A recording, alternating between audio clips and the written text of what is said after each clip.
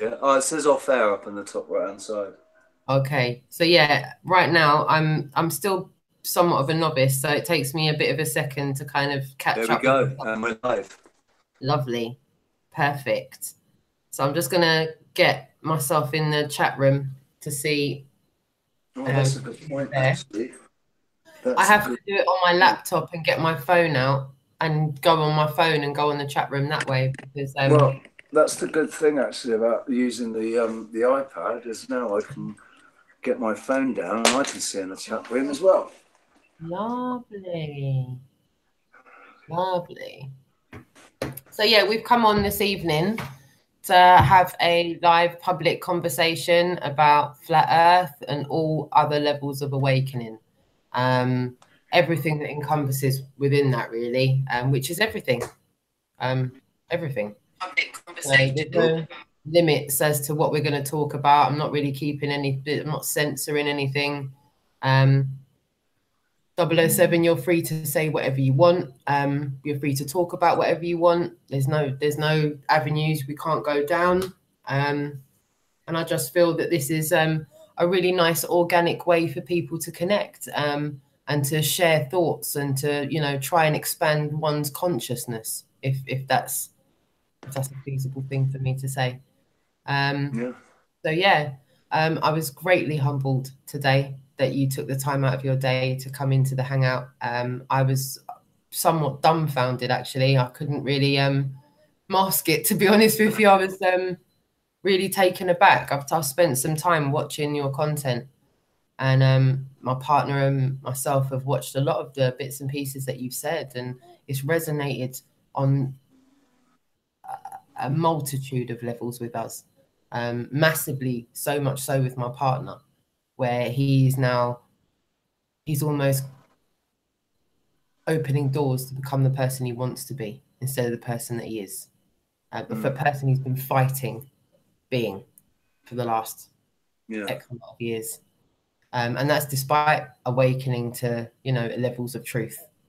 So there's more awakening to be done after the initial awakening of A, B, and C. If you look at those A, Yeah. B, and C things that you're awoken to, like a foundation, and then you work from that and go, okay, well, now there's more levels of enlightenment, there's more levels of awakening. Um, so It's many of the things that you so many spoke about, levels, man. yeah, man, and the humility that I got from watching the humility that you had in talking so raw and openly about emotions that our ego doesn't normally allow us to talk about in public um, spoke millions to me. And I said to anybody in the chat, I actually said it in another hangout. I urged people to just maybe take, if you've got 5 minutes in your day, just try and hear what this guy's saying, man, because people like him come few and far between. I've not really I ever seen in really my appreciate lifetime that. someone that can express themselves the way you can. Um, it's amazing. Amazing. I'm lucky because uh, I came from good stock, I guess. I was born. I was identified as being intelligent quite young. So as soon as that happened, my mum and dad did everything they could to try and maximize that potential in Mm, me, and they sort of did it. I won't say they did it the wrong way. It's just the way what they wanted wasn't in line with me, and how, and I'm a very strong-willed um, character. I don't take no for an answer. I don't take yes for an answer. I just um, find out for yourself. yeah. I don't. I've always had to make my own mistakes, and I've made some real crackers, some real corkers, man.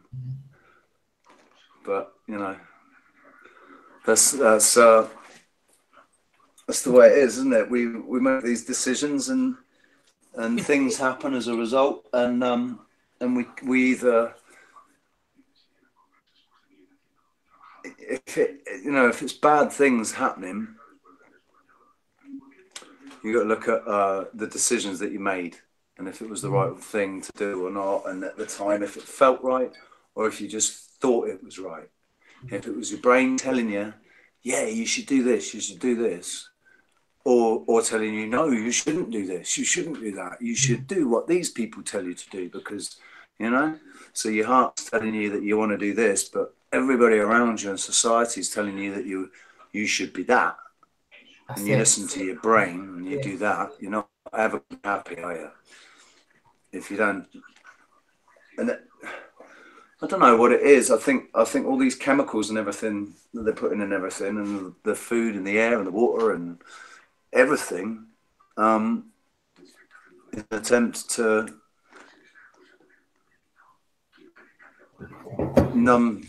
stop people being able to hear their heart. It's numbing people's feelings.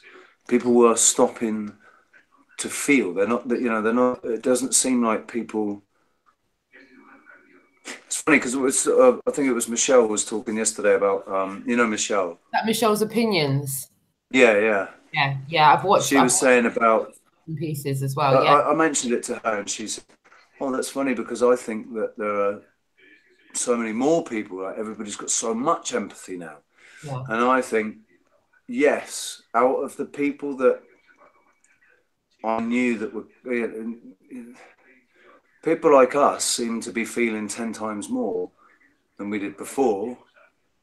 And there's other people that just don't seem, they seem completely numb to everything. And then you find out that they're putting lithium in the chemtrails. I've still got my sunglasses on my head. Why didn't you tell me this? Sorry, my darling. It's where you live. It's where you live. It's 1:45 in the morning. It's so hot and sunny there, and subtropicana drinks are free and all that. You know, fun and sunshine. There's enough for everyone. Then ring a bell by any means. Speaking of chemtrails, it's screwed our weather here in Tenerife. It's absolutely noticeable this year. Completely, the weather is completely, totally backwards now. It's cold. I've been walking around with a. Mind me asking how long you've lived out there? I've been there for 3 years now. And in the 3 years that you've been there, is this like really out of character weather you're seeing? This year is totally different. Do you talk to locals and stuff? Do you talk to people that have lived there like for long? Yeah, everybody's saying it. What are they saying about the weather? My girlfriend's been here for 19 years, and this is the worst she's never ever seen it like this before. Never. Really? It doesn't get cold in Tenerife. That was the thing when I moved here. It was like, wow, it never gets cold here. Not even at night. You can walk around in shorts and a t-shirt and flip-flops until 2 o'clock in the morning, and you're okay. You're not cold. Now I'm walking around in with a vest, a t-shirt, a hoodie, a leather jacket, jeans, thick socks, and I still, I can feel like if I didn't have all this on, I'd be chilly. And it's not just being climatized to the hot weather. It is. Well, I guess it is actually being, because there's still holidaymakers coming out again. What are you talking about? It's really warm, and they're sat there in their t-shirts. So, yeah, if you come from England, it's still warm here, but it's nothing like it was. It's not like it normally is. Nothing like it normally is. Tenerife is famous for its year-round temperate climate. Like year-round temperate climate. It's like between 23 and 28 degrees all year round. Now it's going up to 40 degrees and down to 16 degrees and no, in 2 days. We'll have one day when it gets hot. It's 30 degrees and it feels baking hot, and you're like, oh man, why have I got my leather jacket? Well, because for the last week it's been cold. Now suddenly it's hot, right? Okay, take the leather jacket off, and then 3 hours later it's freezing cold. Freezing cold, yeah. Because all the chemtrail clouds are coming, and you know they're chemtrail clouds because they look rusty. They've got a very unfamiliar look about them, and what I mean by that is they're not the generic looking clouds that you would think you would see when you look up to the sky. And if you are looking up, you end up going, fuck. And then the more you look, the more kind of head fuck it is, and the more you kind of go, what the fuck is, and what can But it's, start out a little bit of milk in the sky yeah, turns into just a full sheet of shit. it's I can't think about it too much, because when I do, I mean, I've been driving down the road thinking about it, looking up, and I've seen a plane spraying a trail, and that's only happened this year. They've only started spraying over our island this year, right? And I've seen a plane leaving a trail, and just started thinking about the people that are doing it, the people that are that are actually having it done, paying for it to, the mastermind behind it, the masterminds behind it. Do you have any theories on the masterminds behind it? Well, it's just it's all coming from the same 13 bloodlines. Everything is coming from the same 13 bloodlines. I'm a firm. I've stopped using the word believer and belief and believing. I've stopped using that word, because you know what we were saying about English language. Yeah. You know, Yeah. belief. But there's a lie right there, right smack in the middle of it. Belief and believe. There's lie. So you've got to get over the lie. So yeah, I feel that I've lost my train of thought. What was I going to say? No worries, no worries. You know what I was thinking as you were saying that? Was it you that coined that phrase? Real eyes realize real life. Realize. Yeah, I'd like to say that as mine now. I've written about 3 songs with it in it. I think I've spoken to so many people and regurgitated that to so many people. It's so apt. It really is so very apt. I like that, and my other one, let your soul take control. Yeah. And put your ego on the back seat. Yeah. I sort of revised that a little bit, because I think, well, your soul can never actually control your body. I think that's the whole point. Your soul's housed in your heart. It's contained in your heart, and it can't leave your heart. So,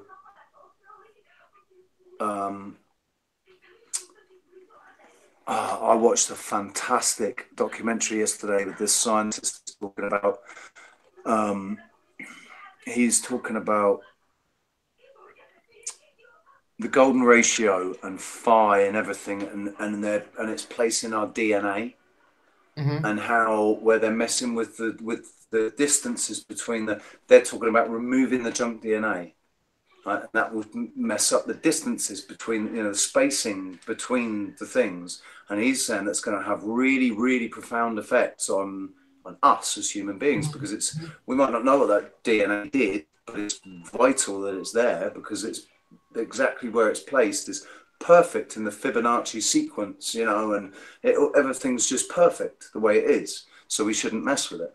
And he was saying that in the way that the heart works, the way, because they understand the heart completely differently now. They used to think it was the left side and the right side. Now they understand it's just one big muscle that kind of wraps around itself, and this weird twisty thing, when it beats. And so he's looking at that, and he's looking at how it's like a vortex, and how there's this point where the blood is, where it just suddenly starts to accelerate, and looking at what it is that makes the heart beat. And he's saying what he's found, he linked it to the soul, and he said maybe this has, this is some kind of proof of the soul or something, or maybe it's the soul. This is what the soul is. And when he said that, I thought straight away, well, yeah, the heart, the soul is in the heart, so that makes absolute sense, doesn't it? So the heart, the soul can't drive the body. Only the ego can drive the body, because it's in the brain, and that's where all the commands come from. So your body is driven by your ego from day one, by the person that grows inside the brain, Yeah. because of the intelligence levels and everything of what's been created. I mean, just the brain itself is, And I like to look at it. The way I look at it all the time now is I imagine myself as one of the creators and looking down on what we've created. And I look at it and think, and I sit here. I do this all the time. I've just spilled my coffee. Don't put it on the floor, Rich. I do this all the time. I sit here and I'll just like hold my light and I'll be like thinking, imagine if you created a robot, an artificially intelligent robot that could sit there and hold the lighter like this and be so dexterous, be able to throw it around and catch it and just mess up, you know, not look, guess where you're throwing it to and not catch it. But you know what I'm saying? We're so unbelievably like, we're not good enough. Our brains are not capable of coming up with robotics this this amazing. All right, we might even, they say that we do have organic robots now. There are organic, you know, these synthetic. Apparently the Russians did it, synthetic human thing type, you know.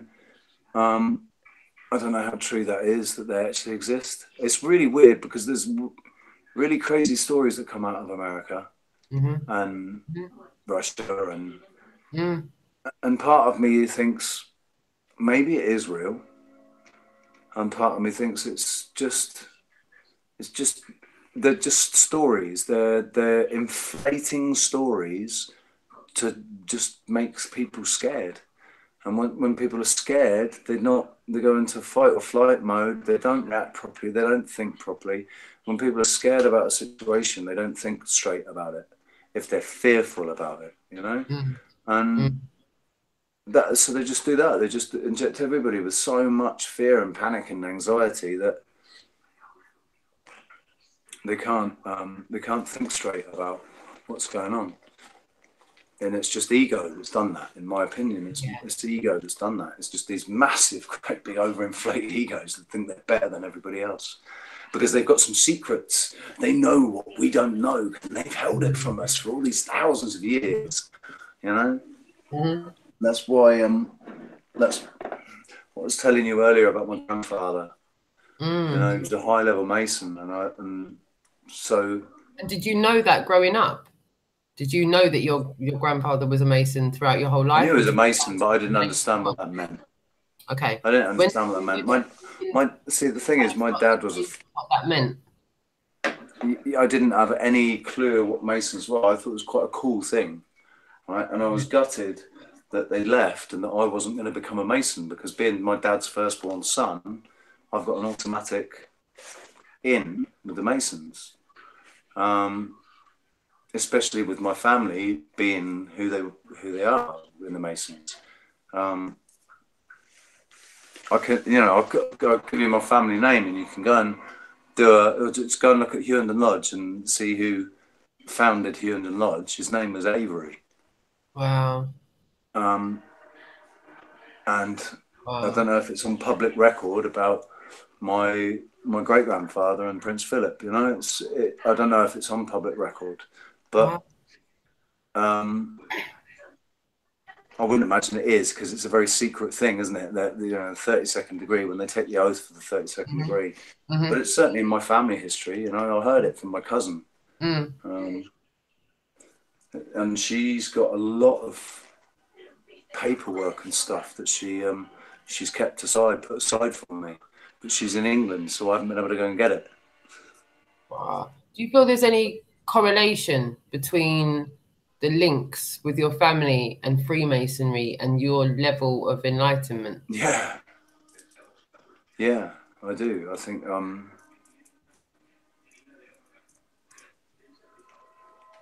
was identified really early as being intelligent, all that rubbish, and so they sent me off to private school, and they basically were grooming me for a particular role. They wanted me to be something, you know, like somebody of importance within society. They wanted me to be, either in the legal profession or as Uh-huh. a barrister or something, or God, my mum said I could be a brain surgeon if I wanted. She said I should maybe go and do surgery or medicine Right. or be a barrister. Mm-hmm. Um, I never ever wanted it, and they really pushed it, and they had it all planned out. I was going to go to Bradfield College, and I went to Crossfields, and I was going to Bradfield College, and I was going to go to God, what's it called? Cambridge or Oxford or somewhere, you know. Mm-hmm. And all I wanted to do is be a musician. And this whole business with my grandfather and what happened, and then what happened afterwards with my dad and all his failures at business afterwards. My dad was a 27 years old when I was born.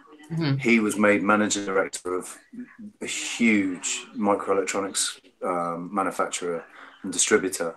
This was in 1977 when microelectronics were and ceramic chip was just hitting the market and it was exploding, right? And he was international sales director when he was like 25, and they made him managing director when he was 27, but he only made it to the 3rd degree in masonry. Right. And the thing is, talking to my dad a couple of years ago in 2014, I sent my dad an email asking him about Freemasonry, and his answer to me was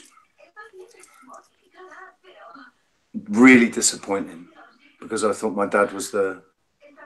really thought that my dad was everything that he said he was and everything that he made himself out to be. Mm-hmm. But he told me he was a really high level Mason. Like, he was almost at the top in his lodge, and just the usual waffle about Freemasonry. They're really good. They do lots of work for charity. Blah blah blah. And I said, "What degree were you?" Because he kept avoiding that. What degree were you? I was a 3rd degree Grand Master Mason or whatever it is. The 3rd degree. I was like, right. So you only received a 3rd degree, okay? There's 33 degrees, don't you, Dad? There's 33 degrees to masonry. So to be near the top, or to think that you're near the top of the 3rd degree, is a bit, come on, man. It clarified to me straight away that my dad's only ever had a huge ego. Thinks, it's got a lot of confidence, a lot of self-confidence, a lot of self-belief. Really, really thinks that he is the businessman of the year, the entrepreneur, the Alan Sugar in the making. And he's not. He's a little man with a big mouth, and he can talk the talk, but that's it, really. And the only reason he got to where he did, the level that he did, in a huge American company, when you think in the 1970s, what America was all about. It was all about big and strong. And if you were going to be the MD of a great, big, huge, multi-million-pound company, you needed to be a big, strong, charismatic man, right? Preferably American, probably. But he was English. He was 5'9", weighed 8.5 stone. Tiny little man with a big nose. I look a bit like my dad, but the size difference is notable. And the only reason he got to where he got to was because he was a Mason, and because his father was a 32nd degree Mason, and his father's father, and his father's father's father, and he was deeply entrenched in Masonry, and all of his board members, all of his business peers and associates were all Masons. So of course he got to where he got to. And I went off on one recently thinking about it, thinking, shit, what if the reason that they fell out with the lodge was because it was coming up to my 6th birthday when it happened, and then they had a big argument and they left the lodge, and then Granddad died, and then everything that my dad did failed afterwards, and I didn't become a Mason. And I wonder if if I had anything to do with that.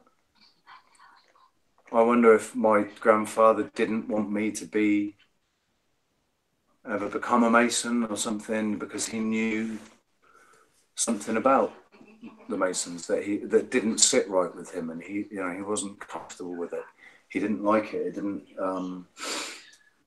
and he could see that his son was just a big, boastful braggart. He's just a big, egotistical, boastful braggart. He was engaged to another woman when he proposed to my mum. I mean, don't get me wrong, my dad's totally in love with my mum. I don't think he would have, I don't know if he would have ever cheated on her when he was away on business, but for the first 3 years of my life, I didn't know who he was. Really, I didn't recognise him because I never saw him at weekends for a few hours at the weekend, because he was always away, always in America on business. Meant I got the best Christmas presents out of all the street kids on our street. I got the best Christmas presents. I got Megatron. In 1983, I think it was. I got Megatron, the Transformer that you couldn't get in England. I love Transformers. You couldn't get it in England, man, and my dad got it from America. Love it. Because he was always in America. Love Everyone was jealous of him. I've been waffling on about that for ages. Tell me to shut up, please. No, please do. I feel like having organic conversations like this expands my consciousness. But I don't want to talk too much about my but if it's okay, can I ask you like a couple of questions? Yeah, that's probably the better way to do it. Can I ask you, and please tell me if I'm prying at any point, if I'm asking anything that's too sensitive, just say like on to the next question, please, Rox. When you were younger, when you take yourself back to your child self, your innocent, impressionable, non-indoctrinated child, and I say non-indoctrinated, when you were as much as you can be, I take it you know, like most of our parents, Tooth Fairy, Santa Claus, and the Easter Bunny. So we were already indoctrinated from the get-go, right? We understand that. So putting that aside, the innocent younger 007, the young impressionable 6-7-year-old. Did you ever have a time in your life when you were that age? Did you ever question where you lived? Were you ever fascinated or curious about where you lived, about the place that you lived and why you were here? Did you ever question Earth? Not like just Earth, I'm talking about you, self-awareness, why you're here, not just singular, like why you were born. Like, that question, like what is life? When you're at school, when you're doing your work and you're playing outside and you've got to come in institutionalized, not free to do things. All I remember, right? So I started private school when I was 5. I remember when I started private school. I remember before that, I remember kindergarten or whatever, play school and stuff. I remember little memories from there. And then I remember starting private school and hating it, and hating every moment of it for 4 years while I was there. Mum and Dad had to take me out because they were going to expel me. So they took me out and they decided not to send me to another private school because I was so against it. I hated it so much. They were just completely, they weren't, I just felt so out of place. It was unreal. I've never ever felt as out of place as I did then. I can feel now, I remember how out of place I felt in that school. And I did really well and I was really intelligent, but it didn't matter, because I was bullied. I was bullied every day really badly because I was the poor kid. Because although my dad earned a lot of money and could afford the 60 grand a year or whatever it was for me to go there in 1983. All of the kids that were there, their parents were millionaires. You know, they had 3 houses and a house in Switzerland, and my dad is back from Geneva, you know, and proper. So I went to a normal school, and it was when I went to normal school that I felt different in private school, and then I went to normal school, and I felt different there because I spoke differently to everybody. Everybody else was normal, and I was walking around talking with a plum in my mouth and speaking correctly to everybody. Excuse me, teacher, you know. And so I got bullied badly for being the little posh kid, the snob. They called me a snob and all this. So I used to have this kid come up, like pulling my nose up, like every day, saying he was going to get me in the playground. And so I thought I've got to shake off that whole image and character that I'd grown into, because that's what I'd been told I had to be. I had to shake all that off to fit into where I was. So the first thing I had to do was beat the shit out of the kid that had been picking on me. So I did. He came and picked on me, and I kicked the living crap out of him. And it was fear that won me the battle, because he was bigger than me. And it was fear and surprise. I caught him by surprise. It wasn't because I'd been cowering the whole time. And suddenly I just smack right in the face, and he didn't know where it came from. And then because I thought, shit, he's gonna do me now. So I hit him once, and then that was it. I was on top of him and stopped hitting him until people pulled me off. So that gained me respect, and I gained friends from that, and I ended up being good friends with the lad that did it. He ended up being one of the local boxers, and he was from the rough part of the town. He was a big lad. He was a scary, scary lad, but never had trouble off him ever again. Always nothing but respect from him. But I always felt different. I never felt like the same as anybody else, and I couldn't. It felt clicked in the same way everyone clicked in. No, even you're experiencing it all with them, but not just as clicked in as them. No, it's like they all seem to be. Did you feel like you were aware of more than them already at that point, but you weren't sure of what it was you were aware of? You were just. I had no idea what I was aware of. All I knew was I had dreams that just scared the crap out of me sometimes. And am I correct in saying I do believe I watched one of your content uploads where you spoke about do you draw? Are you an artist? Do you draw sometimes, or? I used to. I used to when I was really into art when I was at school. Creator anyway. It's like you're predisposed to create. Yeah. Did you say that you wrote some poetry when you were younger? I've written songs, like. Yeah. And I wrote a bunch of songs in 2006. You write your own music, right? Yeah. Yeah. And do you write lyrics? Yeah, I've got I was never very good with lyrics, and like I said, in 2006 I pumped out a bunch of songs, and I've only got copies of 3 of them, and I can't remember any of the other ones, you know. You're gonna have to get a drink. Sorry. They're on my channel. 2 of them are on my channel. One of I'm gonna put a link to your channel in the description of this upload, so that anybody who hasn't seen your content before can go and have a look and check you out, because some of the stuff that you've made yourself is like original stuff. It doesn't sound like you're using any samples of other things. It sounds like it's original to you, all of it. No, are you using? I mean, are you regurgitating stuff? It doesn't sound like you are. So if you are, all props to you. Right, the songs that I wrote. I can't recognize any of it.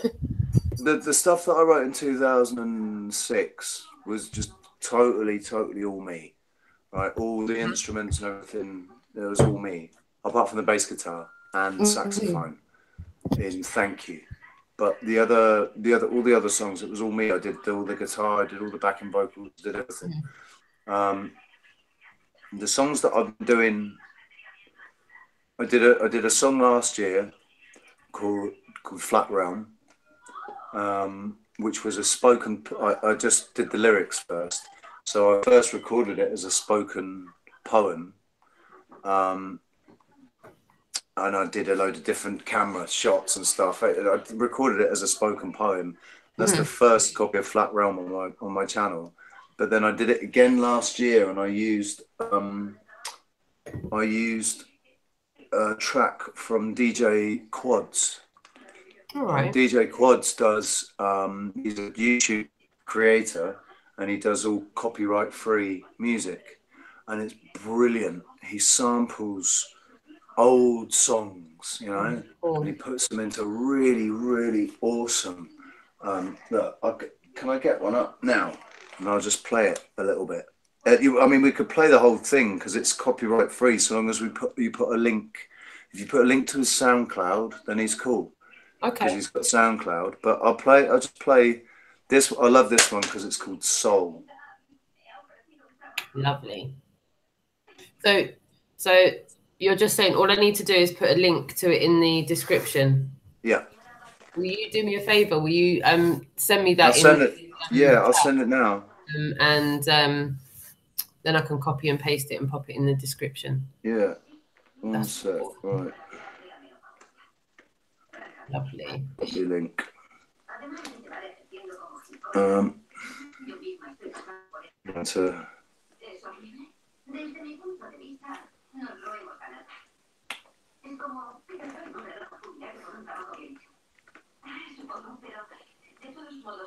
Right. You should have that. Lovely. Thank you. So, yeah. Do you want to play it or slow? Yeah, you go. You play it. You go for it. I don't know what it would sound like on a...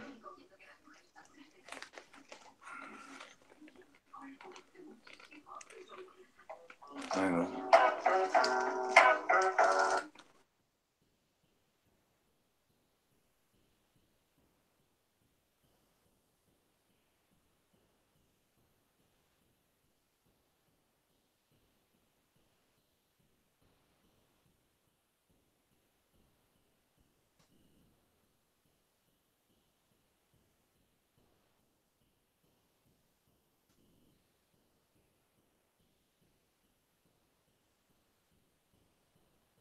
Okay. I'm not quite sure what's happened there.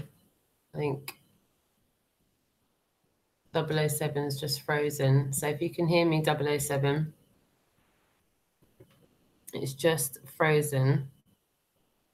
While he gets back on, it gives me an opportunity to go into the chat room and thank you all for tuning in. I'm having a public conversation tonight about flat earth and all other levels of awakening. Sometimes you can't plan these conversations, they just happen. And when they do, I like to try and have them in public if at all possible. So instead of having this conversation in private, I thought I'll have this conversation in public. And I think sometimes when you have organic conversations with people about subjects as massive as these, a certain amount of humility has to be brought into the situation for the conversation to move off in an organic tangent, which I'm hoping we're in. So yeah, okay, no worries. Okay, I've just got a message from him. He's having major internet problems, so he is just gonna get himself back online and hopefully come back into the Hangout and use the link that I provided for him. And in the meantime, as I said, that gives me a chance to thank you all for being here. So Flat Earth Dude, thanks for being here. Richie, thanks for being here. And John Smith, Globe Live, thank you very much for being here. I really appreciate you taking the time to come and listen to what I've got to say. Tommy Rogers, thanks for being here. Christopher, thanks for being here. Jonathan, thanks for being here. Big Nicks, thanks for tuning in. Sultan of Symmetry, thanks for tuning in.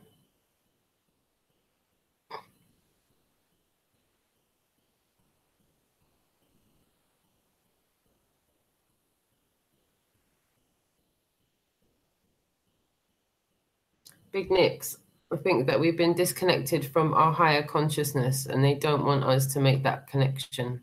I think that's where I'm going with this conversation with 007. I feel like it's about us connecting back with ourselves and coming out of the indoctrination. I feel is just one level to that journey back to connecting with ourselves. I'm not sure of everything else that journey entails, but I feel that that's definitely a major part of it. And Right.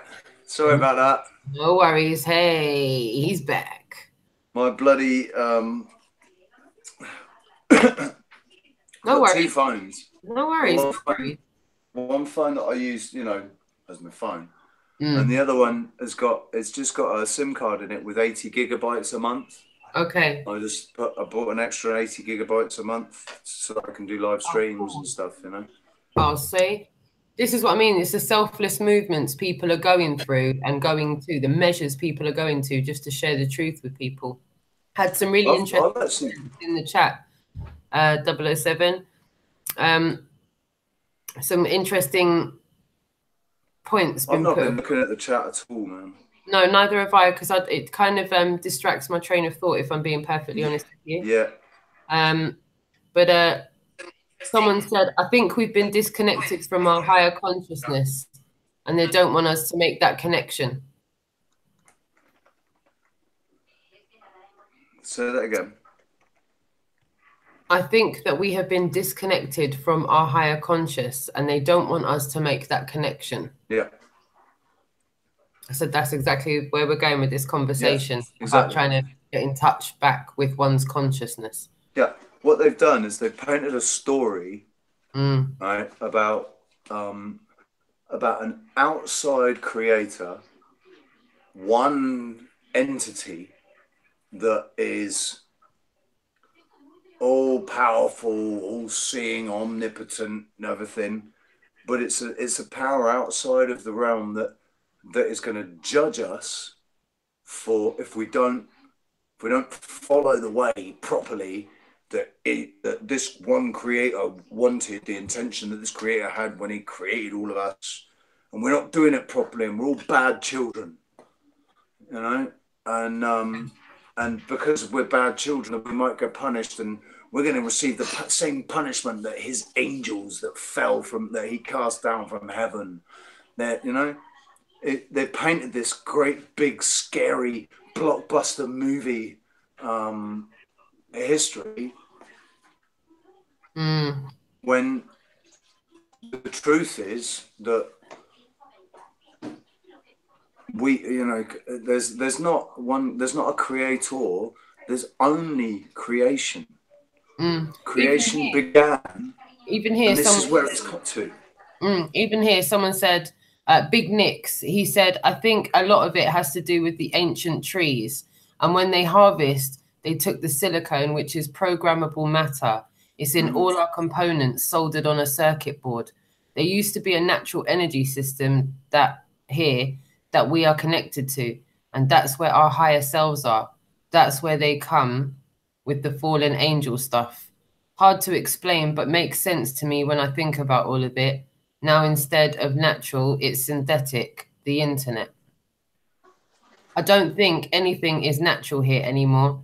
I think they even control the weather. They got all the knowledge when they harvest the ancient trees. If you looking into ancient trees, they tell us these mountains that look like tree stumps of lava that spewed out are cooled down, total garbage. These mountains have single hexagonal shafts, definitely not lava. They're tree stumps and all used to be miles tall. That's from Big Nicks. Dude, where are you from, Big Nicks? Because I'll tell you what, have you seen J Dreamers? Do you know J Dreamers? Because if this is how you're thinking, you don't know Jay Dreamers, go and check out his channel, man. And ODD as well talks about it, about no forests on flat Earth. I think that's what the videos are called. What do you think about that? I think it's incredibly. I mean,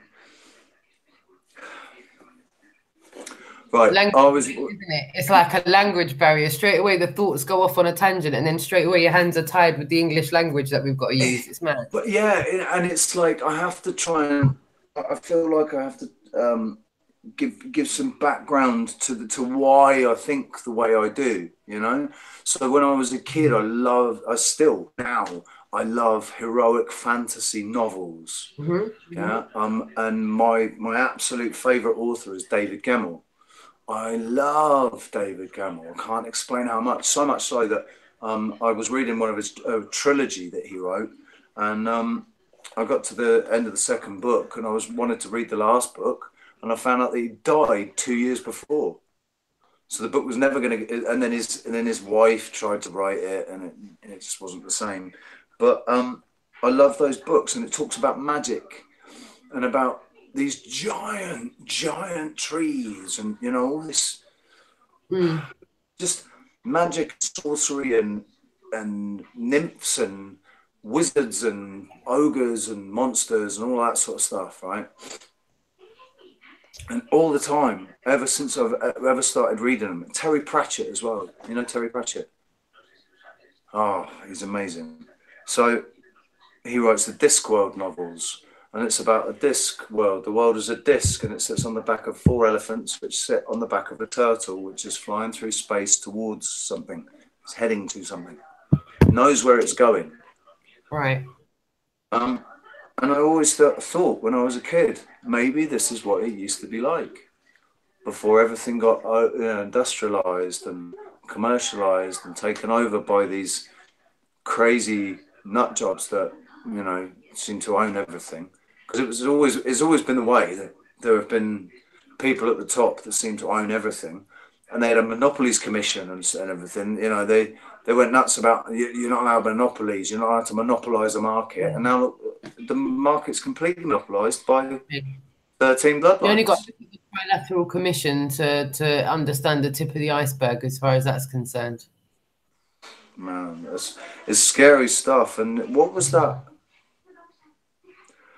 There was something that was going to get signed, a treaty, an international treaty, the ITTC or something, the International Trade Treaty.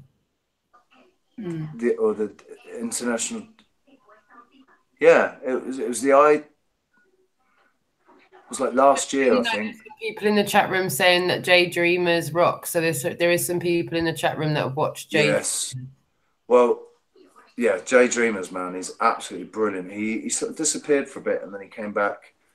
I haven't actually watched any of his videos for a bit because I know what he's saying, you know, and I don't feel I need to see any more of it because he is only saying the same things. There's one thing about other YouTube channels. Like when I started creating last year, I didn't know what I was going to do, and I thought I was going to be a truther channel spreading truth.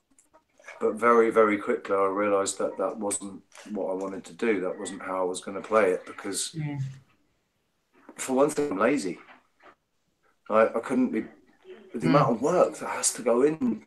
If you're gonna start putting that information out, you have to back it up. That's why I love Unirock. Unirock's fantastic, man, because he just looks at the evidence and he's very clued up on his technical stuff. So I'm not technically minded. I don't know computer programming, and you know, I'm just intelligent. I'm very intelligent, and I can work things out quickly. And if I look at something and take it apart, I can work out how it was put together. You know, or if I look at something and take it apart, I can put it back together again. Right. And sometimes I can look at something and just understand how it's working, but not until I look at it. You know, if you say, well, how does that work? I say, I've got no flipping idea at all. Show me it. And you'll show it to me. I say, oh, yeah, this is how it works, you know? but I only know it in that moment, and then a day later you could ask me. Unless I've used that information practically somewhere, it goes out of my head again. I don't use it. But we're going off on tangents, man. I'm going off on tangents. Right. Can I ask you another question? Yeah. If you can call it your defining moment, if you have a defining moment, do you have a defining moment where you knew that you didn't live on the spinning ball anymore? Or what, a flat Earth moment? Yeah. The flat Earth thing is cool, man, because my friend tried to wake me up in 2005. Okay. Or 2005, 2006, sometime around then. And I stopped talking to him. Really? That's where I was. I was a full-on globe-tard. Okay. Right? And I wrote him off as a friend. I wouldn't say that I wasn't ever going to be friends with him, but it's just I kind of switched off to him beat out of that because I figured that he'd lost it. Right. I thought he'd lost the freaking plot. And I said to him, we used to enjoy recreational drugs together. I said to him, dude, mate, whatever you're doing, it's completely pickled your brain because now you're not on this planet anymore. What's going on with you? You've lost it, mate. Like, come and talk to me when you get back on the planet. And I didn't speak to him again, right? Until 2013, when I put down a rabbit hole. And I contacted him because it wasn't just flat Earth he was trying to tell me about. It was all kinds of stuff. It was all of it, And I just laughed at him. And I went back to him because I will always admit when I'm wrong. Right? Okay. I'm a proud man, but I like to be humble, and I'll say, do you know what? Shit, man. Yeah, I was wrong. I'm sorry. I'm a dick. I'm stubborn and I can be arrogant sometimes. I'm sorry. Right. So I went back to him and said, dude, I sent him a Facebook message. I haven't spoken to him for years. Sent him a Facebook message and said, mate, you know that stuff you were trying to tell me? I can't believe it, man. I can't believe it. And I just went off on one, and we've been friends again since. Do you know what it turns out? He's probably my cousin. Really? Yeah. How? No, come on. If you can you share how that is even feasible? Because his mum's sister or something. There's my name, my family name is in his family as well, and we're all related apparently. So all of us are related because of where the family name comes from. So yeah, he's like a third cousin twice removed or something. It's like it's probably by marriage, not by blood, kind of thing. But yeah, that was quite funny when we found that out. That was he'd been having a conversation with his auntie or something, and I don't know. I can't remember the details of it. But yeah, I went back to him with my tail between my legs. Said, "Mate, you were absolutely right about the conspiracies, but I wasn't there with flat Earth." And I was like, "Yeah, no, come on." So, but I started watching videos, and I was watching Eric Dubay. Okay. Right, and Eric Dubay was around a long time before ODD, and he spelled it out the best way. The 200 proofs and everything. And it all makes sense, absolute sense. The way he spelled it out, it's like, well, hang on, yeah. Why don't we think about it like this? And why do we just believe what we're told? The whole thing about the ships disappearing over the horizon, and the law of curvature.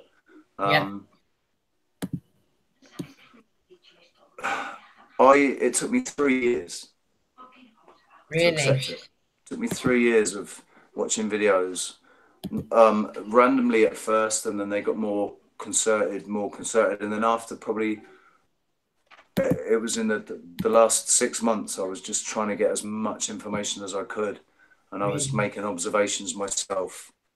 What observations were you making, if you don't mind me asking?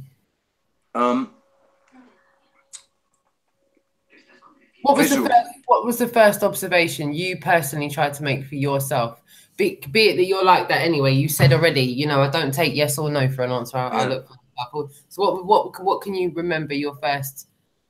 Actually, really making a concerted effort to look for curvature, to see if there was any visible curvature I could see. Hey, CC's here, man. Oh, is that 007? Nice. Yo, excellent, my buddy. Man.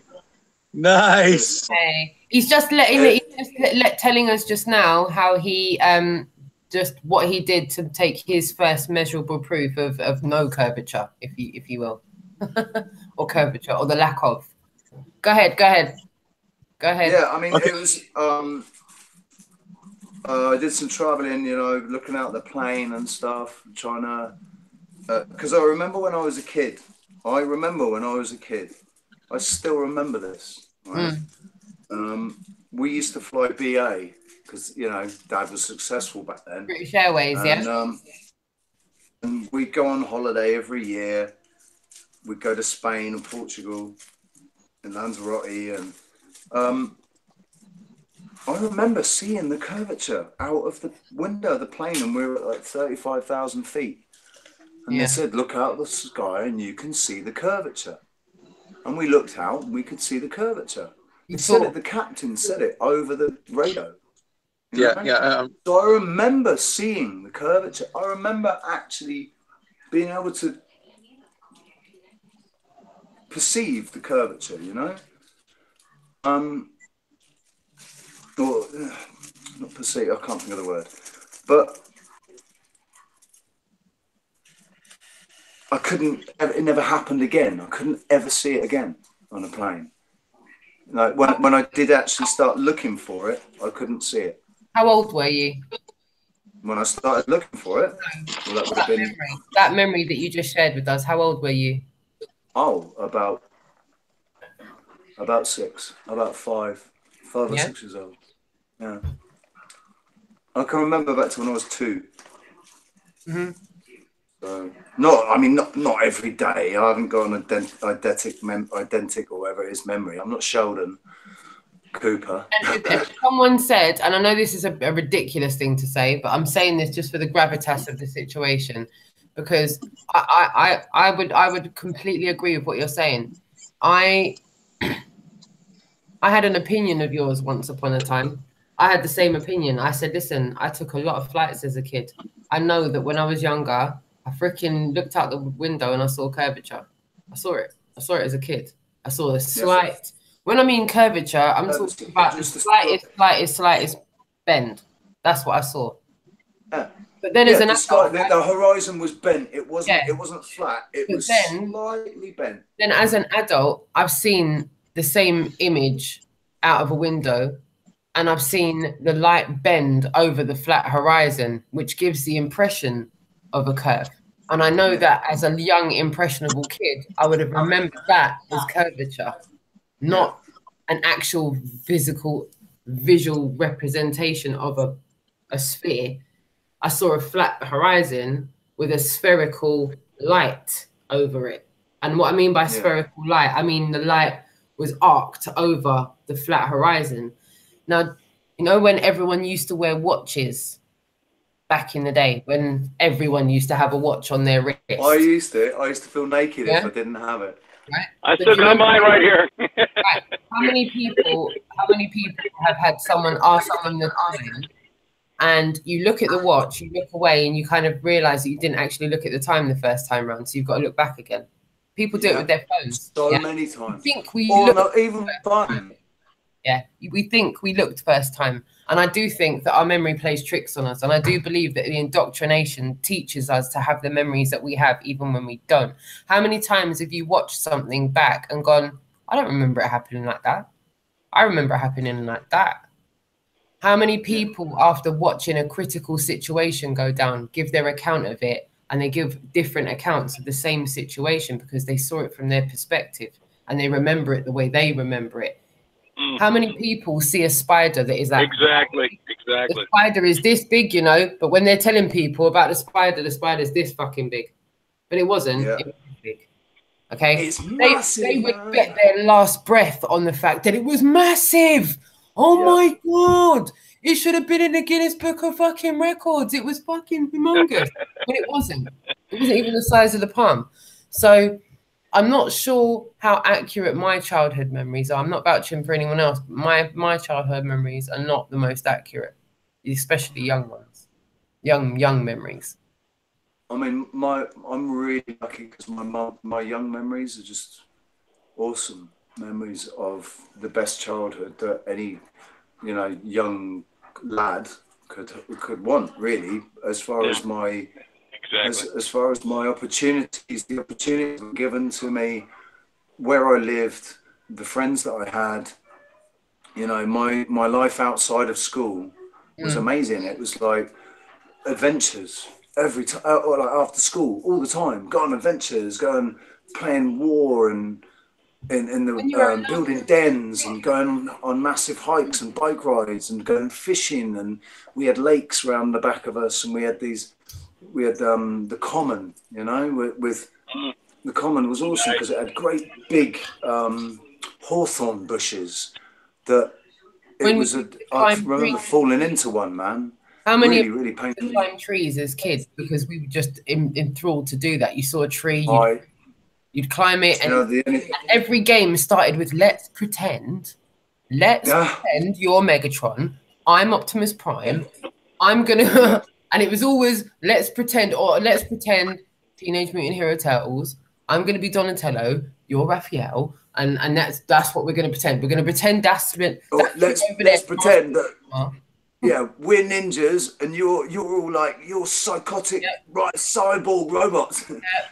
Or let's pretend we're the cowboys, you're the Indians, and we're gonna it all started with let's pretend, let's do this, let's imagine this, let's let our minds go there, and then eventually we get to adulthood and we don't even have 5 minutes to slow down to look at what's going on in the amazing light show above us. Yeah. Exactly. The amazing light show up above us that we all think about, that we all see, and we have no idea what's going on up there. No. Right there. And how much of us really have tangible, measurable proof of what's going on up there, really? Do you know what? It's funny because I forget when it was. I can't say exactly when it was. I want to say it was October last year. But I was looking up off my roof.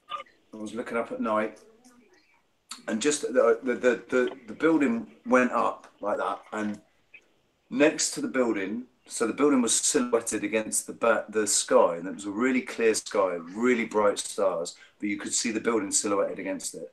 Mm-hmm. Right next to the building, I saw these explosions, but they weren't.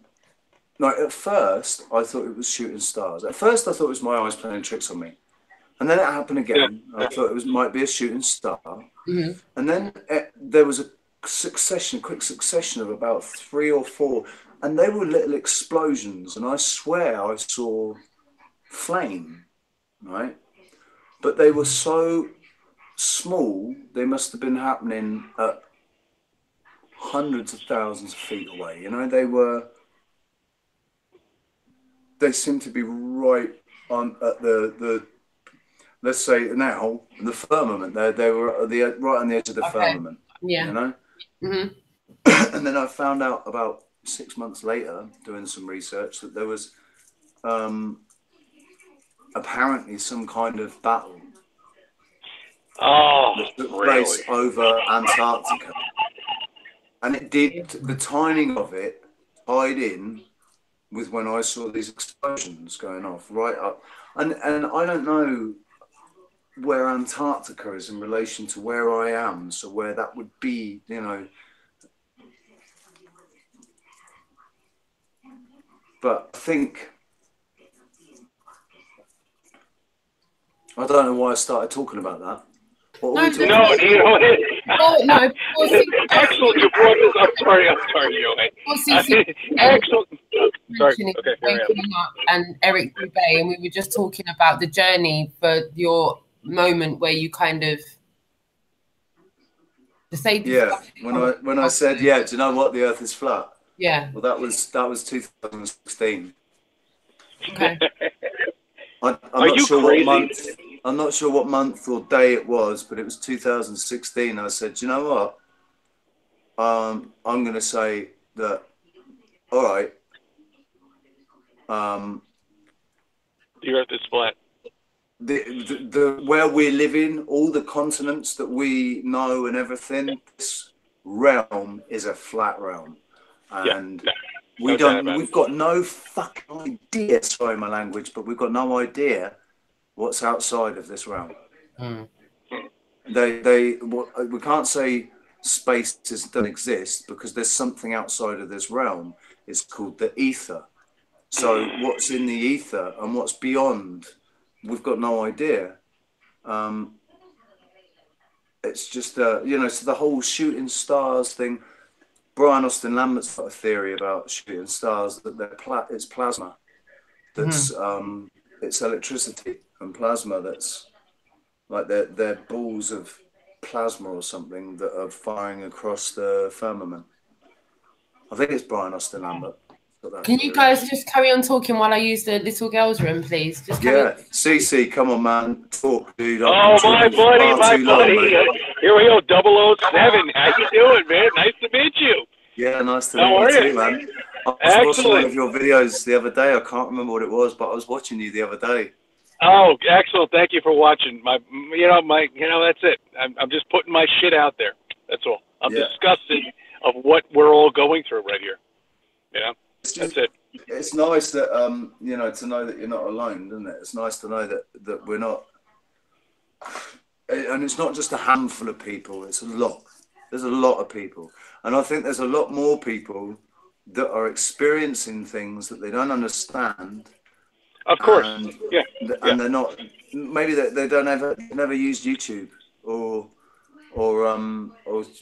Facebook or whatever, and they've got no clue at all what's going on. It took me 2 weeks to figure out how to mirror, Roxanne's freaking videos on my freaking video. It took 2 weeks to do that. I know what you're talking about. Don't worry about it. You know exactly what I'm saying. And you're from the UK too, right? Yeah, I'm from the UK, but I live off the coast of Africa. Is it called? Oh, really? Yeah. Excellent. Fuck. Why are we so far away from each other? Oh, man, you know what? I put a video out there on that about that. Nobody's even, the stations are, don't get me fucking started about this shit. You're getting me worked up here. All right. Well, I was watching a live stream about Hawaii today. The lava flow in Hawaii. Yeah, I did. I saw it. Yeah, no, actually. Well, because I put a video out a couple of days ago. It was like Tuesday or Wednesday or something like that. And I said, nobody's covering any shit out here in America about this amazing event that's happening out in fucking America. I mean, this is a Hawaiian island. I mean, there should be like all sorts of shit going on here. There should be live coverage, and then I get feedback from these fucking trolls. Fuck them.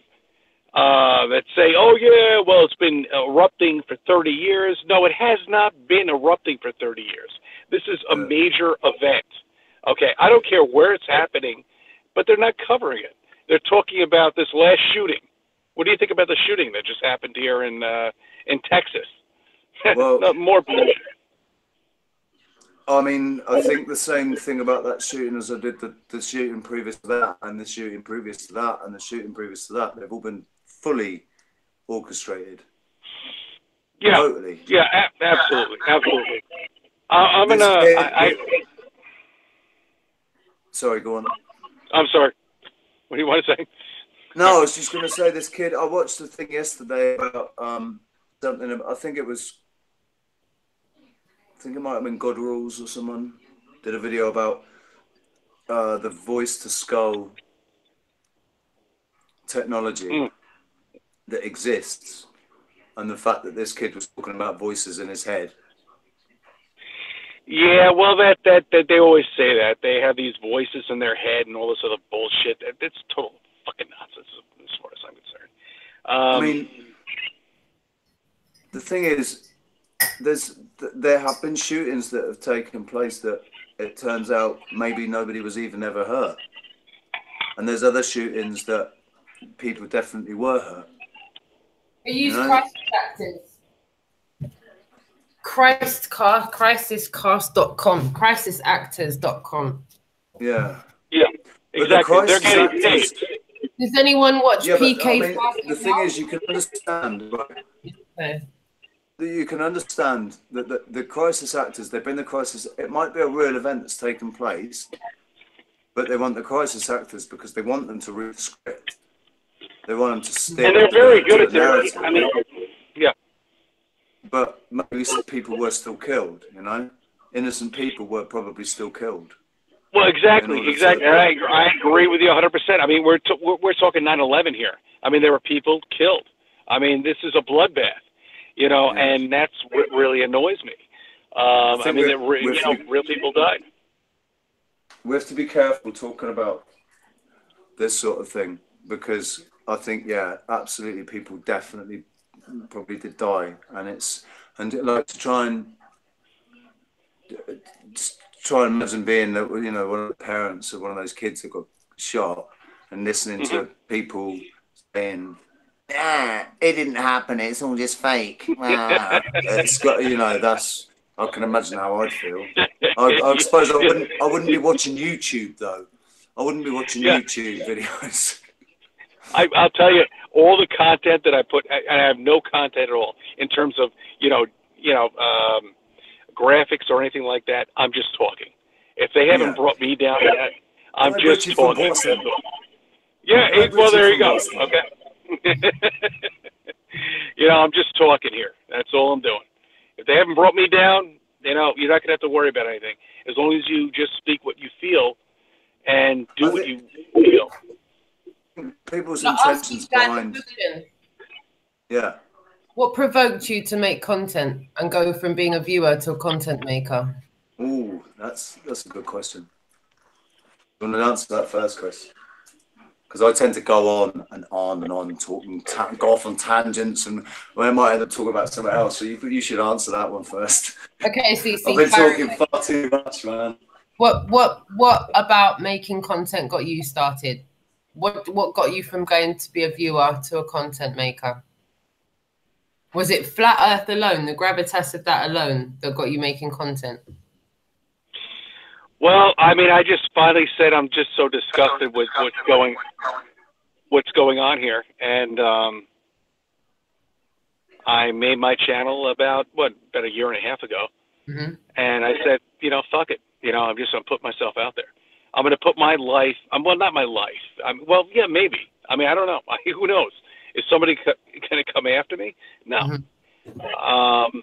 But I just said, fuck it. I am going out there, and I'm just going to put my full face out there, and I'm going to put my content out there, and I'm going to put how I feel out there for everybody to see.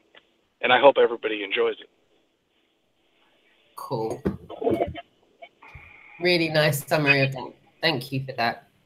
I've watched quite a bit of your content. When I've got a moment, I kind of scroll down and try and see if I can watch some bits and pieces that you made earlier on. But you know, time is a commodity, isn't it? And sometimes if we're making new content or other people are making new content, you're kind of urged to watch the new content if you've got the free time. Of course, absolutely, yeah, absolutely. I mean, I don't want to take time away from you guys. You had a great conversation going on here. I don't want to bump in. I just want to say hi to everybody. But yeah, and 007 over there, I never, you know, it's great. But I mean, the reason why I made my station here is just for people in Westchester County, you know, to understand what the fuck is going on here. You know, if you're from this county, if you're here, contact me. You know, don't fuck around. Let's form a group or organize something. They don't want us to do that, obviously. I can't, I mean, it's so much difficulty getting, I mean, what was it? We were trying to set up a show this afternoon. We couldn't even do that. Oh, I think that's largely my iPhone, my iPhone X, but because it's working okay on my iPad. Okay. But my computer's playing up. It's an old computer, so yeah, I think it would have worked on my iPad this afternoon if we tried it on that. But I didn't think so. Yeah, probably would have. Yeah, definitely. I mean, I have a Note 8, and I was using the old computer that I got in my, in my house. I mean, that thing is like 8 years old. So, I mean, who the fuck knows? Okay. I think, but, sorry about my language. I'm sorry. I'm trying to keep it neat. It's all right. No kids about. It's all good.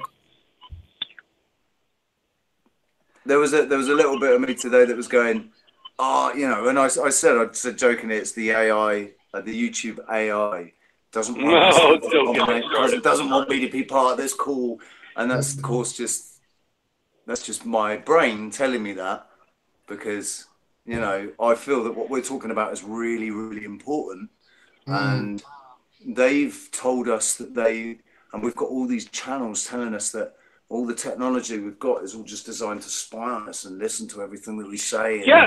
Oh, shit. Oh, there we go. Okay. All right. It's 2 o'clock in the morning where you guys are.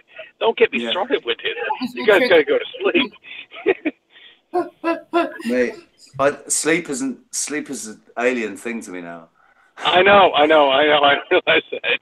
I do. I have respect for you guys in the UK.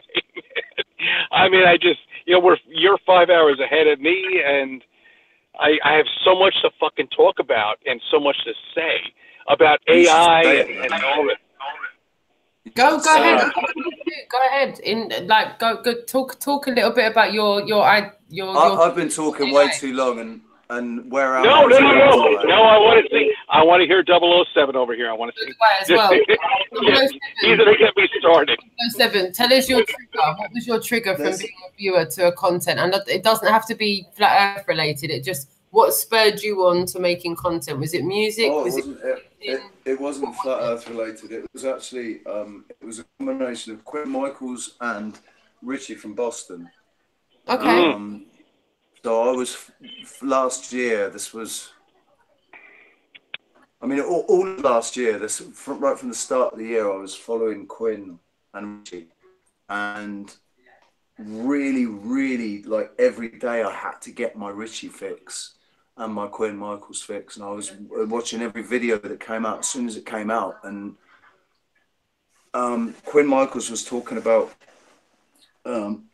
proactive logic. Using proactive logic, and I wasn't entirely sure what he was meaning, but all I was hearing was about being proactive instead of reactive, instead of just sitting there and making comments on people's videos, which didn't seem to be doing anything. I wasn't able to engage anybody in a conversation, making comments. I wanted to talk to these creators. I had things I wanted to say to these creators, but it wasn't getting heard. The comments weren't getting read, or maybe they'd get a love, but maybe they'd love the comment, but they wouldn't reply to it. And I'd get no opportunity to actually speak to that person. And then Quinn started going on about proactive logic. Yeah, you see, yeah. Okay. Richie from Boston said that he wanted to, he said, people have been talking to me about doing a Hangouts, doing a live stream with me. Well, send me a video. If you want to do a live stream with me, send me a video. Let me know what you're about. Show me that you're taking this seriously. So it was two different channel creators that were saying, look, if you're woken up, then you need to start doing something and trying to help other people to wake up as well. So that's all it was, really. It was just them, made me think differently, and I thought, yeah, do you know what? Why can't I be a channel creator? Do you mind telling us what channels they were? What channels were they? Quinn Michaels and Richie from Boston. Right. So I'm sorry to cut in. So RFB contacted 007? No. Oh, okay, all right. No. I have emailed him. We've had email contact back and forth, but he does. Really? You've had email with him? He hasn't emailed me shit. He lives literally. He lives maybe an hour away from me. He has given me no acknowledgement at all whatsoever, which is really amazing. I'm shocked. I understand he has He has a big following. Don't get me wrong. He's always out on the road as well. He's always out on the road. He's never at home. Like most of his videos, he's out on the road, or at least he says he is, you know. And he goes out on his road trips and meets his subscribers. I've got Richie from Boston, but I've heard a lot of stuff. You know, he's a shill, and now he's got 220,000 followers or something. Originally, I thought he was a shill. At this point right now, I don't think he's a shill. I think he's just I think he's being allowed. I think he's being allowed. I think he's not a shill. I think he's being pushed forward because what he's doing is perfect for them. They want everybody afraid. They want people to think, shit, I've got something I need to be scared of. Yeah, exactly. That's why it's so confusing. You know, I mean, we don't know who to trust. You know, I mean, you know, here it is. We, as far as I'm concerned, we trust each other. And, you know, Roxanne is probably the most important person right now that I've met. I mean, as a female on YouTube. And you, 007, my friend, all right, right here with me. And I met quite a few other people. Very few, but there's a little circle that I have. And it's, you know, I mean, I'm not a big channel. I'm a small channel. But I want everybody to come together, you know, and just, I mean, every one of us have to come together and understand, you know, look. Do you know what? It's very important we only have small followings. Yeah. I think it's very, very important because that keeps us under the radar for one thing. All right. Well, you don't have to worry about the radar. Hey, look, if I was in a the thing is, if we can just, if each one of us could get 2 or 3 people to start thinking differently and start looking into things. And if one of those people ends up being a creator as well themselves, you know, it's just we just got a. The thing is, I think it's going to be like a snowball effect, you know. It's definitely going to be a snowball effect. It's going to get bigger and bigger and bigger, and eventually. Just quickly ask. I've got a question in the chat room, and someone has asked, how do you think we're all going to get to critical mass with this? I saw that question from. Who am I? Where am I? Yeah, yeah. Who said? I saw some of the other comments as well, but yeah. What's critical mass? Tipping point. What's he talking about? Tipping point. The tipping point, right? Revolution. How are we supposed to answer that? Overthrowing. I suppose critical mass would be when we overthrow the scientific community and overthrow the governments. See, I don't think it's going to happen. Oh, wow! I don't think it's going to happen like that. I don't think that's what's going to happen. I do. I think it's going to happen like that. So, see, already I know we're going to have interesting discussions, but I'm like already excited. I already don't want to. Oh, man. I mean, it's 2 o'clock. I already want to sit up for 3 hours now talking about it. Not arguing, not debating, just healthily talking about it. Because I truly believe that it's going to take getting people that have been indoctrinated to such a point where they've got diplomas and degrees to unpick the web of lies, to then rewrite a non-obsolete scientific document that would then overthrow the scientific community, like a Sparta 300 documents that are written in a scientific language that the scientific community has got no other option but to accept it. And then the next option is government. And then the next option is stop indoctrinating the kids with lies in school. And obviously the messengers that all get shot down in a blaze of glory. But we all watched 300, didn't we? We all watched what happened there. So, you know, I'll spend the rest of my life for my kids' sake, for my grandkids' sake, and for every other generation that comes after me. You know what, Roxanne? And that's just my opinion, by the way. Everyone's entitled to theirs. I'm not saying mine's right, by the way. I'm just saying in Roxanne. No. We're all here just making assumptions. That's all we're doing here. All right. That's all we're doing. All right. Speculating. Perfect. 007 is nice. Yeah, I want to hear yours, 007. You don't think it's going to go like that. How do you think it's going to go? What do you think tipping? I mean, at the moment, it looks like it's going to get worse before it ever gets better.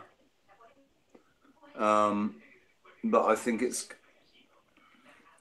I feel that this is something. If we could get enough people, yeah, to start thinking the right way and understanding what they are, understanding who they are, and trying to find themselves, and stop giving away our power. And the way we're giving our power to them is by our attention. We're paying attention to all the crap that they're throwing out. All this shit. Well, that's how it is. Yeah. My girlfriend, God bless her, I love her so much. Can I ask a personal question? Is your girlfriend aware of factual, measurable proof that we live on a flat plane of existence? Is she aware that there is tangible, measurable? Yeah. Oh yeah. No, she's a flat earther. Like me. She's just like me. Okay, and just another question. I'm going to throw this in there. Is she aware of the chemtrails that are going up there in the fucking sky? She's aware of. Sorry, can I ask Tanaz to say something else? I really hate referring to girls or people as she. I know we won't use her government name. Bea. No, name's Bea. My name's Richie. Her name's Bea.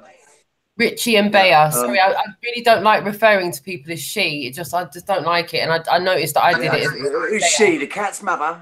Yeah, really. So Bea knows the Earth to be flat. Yeah, absolutely. Well, can you do me a favour? Can you blow Bea a kiss for me? Bea. Excellent. Everyone's bloody kisses. Yeah. Come say hello. It's okay. I don't pressure her, Richie. Oh, is she coming? Oh, excellent. I'd love to meet her. Excellent. It's clean or something. I don't know. No worries. Just send her much love and give her big hugs and tell her fantastic.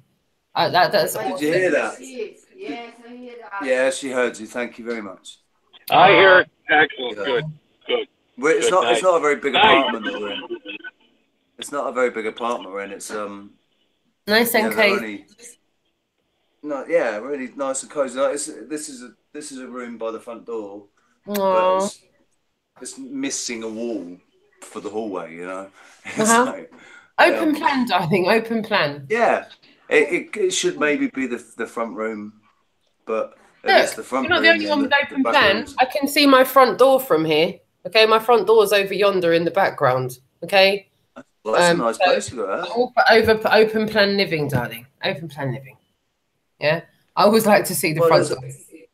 There's a hallway between me and her, so it's almost like there's two different rooms, but there's no doors or anything. So you know, it's open. I like that. I don't like being, compartmentalized into little box rooms. I hate it. I have like a hamster. That's another conditioning. Shutting doors. I'm like, ugh, I feel claustrophobic.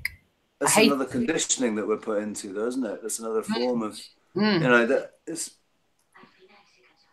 Yeah, I can't remember what we were talking about. What were we saying? I was asking questions. I was asking what triggered you. Now I want to ask you another question, if that's all right. It's not the Spanish Inquisition, darling, so don't worry. It's all right. I prefer it when people ask questions, because otherwise I just waffle. No worries. So once you awoke to certain levels of enlightenment, what stage of enlightenment would you equate yourself to being now? If you're an analogistic type of person, I'm happy for you to use analogies. Or if you want to talk live and direct about directly where your head's at right now. But what stage of awakening, if you can call it a stage of awakening, would you say you're at? And do you think there are stages of awakening? And if so, could you explain?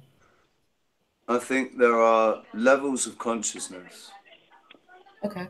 And I think I've reached a certain level that is a massive plateau and contains a lot of people. And we're all heading in the same direction. And we'll understand enough to be stood on this plateau together. But we're all taking different paths.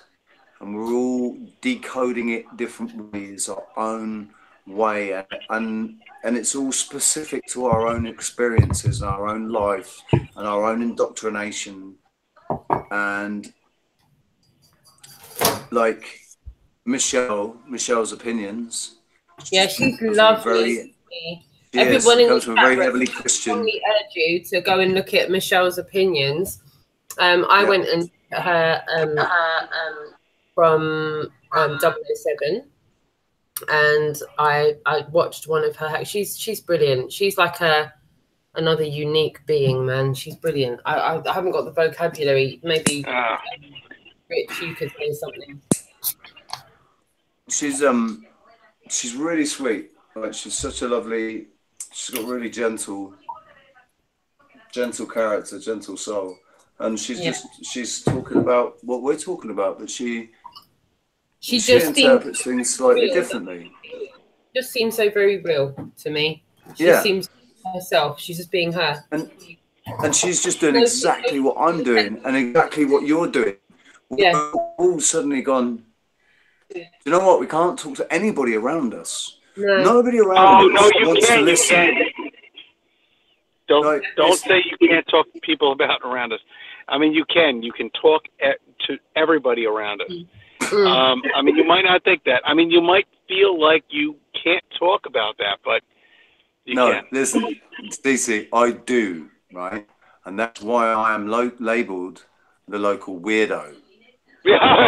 Don't get me fucking started. When I walk into my local cafe, I already got kicked out of a restaurant. They wouldn't even talk to me anymore. My whole restaurant. All right, I'm sorry. The first thing they say to me when I walk into my cafe, my social club cafe, that I spend every day. I go in there for a couple of hours every day, and the first thing they say to me is, "All right, Rich, you spoken with any aliens today?" All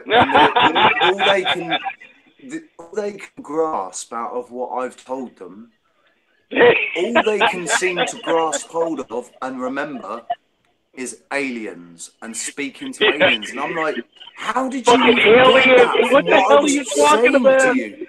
How did you, for what thing? When did I say that aliens existed? When did I ever say that aliens, as they come, from other planets, when did I ever say that they existed? That's like the generic sentence they give people like us, that we just think they're nutters and we talk to aliens. Exactly. They just put the conspiracy, on top of it, and that's it. Letting my dog out the back door, yeah? In fact, that just sounds like a horrible joke, letting my dog out the back door. That's all. I don't like saying the word the back door, but I've just got to let my dog out. It would have been worse if it had been in the back door. Yeah, carry on talking. I lost you on the chat here. Hold on, let me get you back here. I don't know what the hell happened. Okay, here we go. Oh, I'm back. Okay, good. One of the questions I saw in the chat room earlier was, "Are you a Freemason?" CC. Am I a Freemason? I wish I was. Yeah, I'd be making a lot more money. I saw it in the chat. Earlier. I don't know who it was that asked. You know why? Okay, let me tell you about my initials.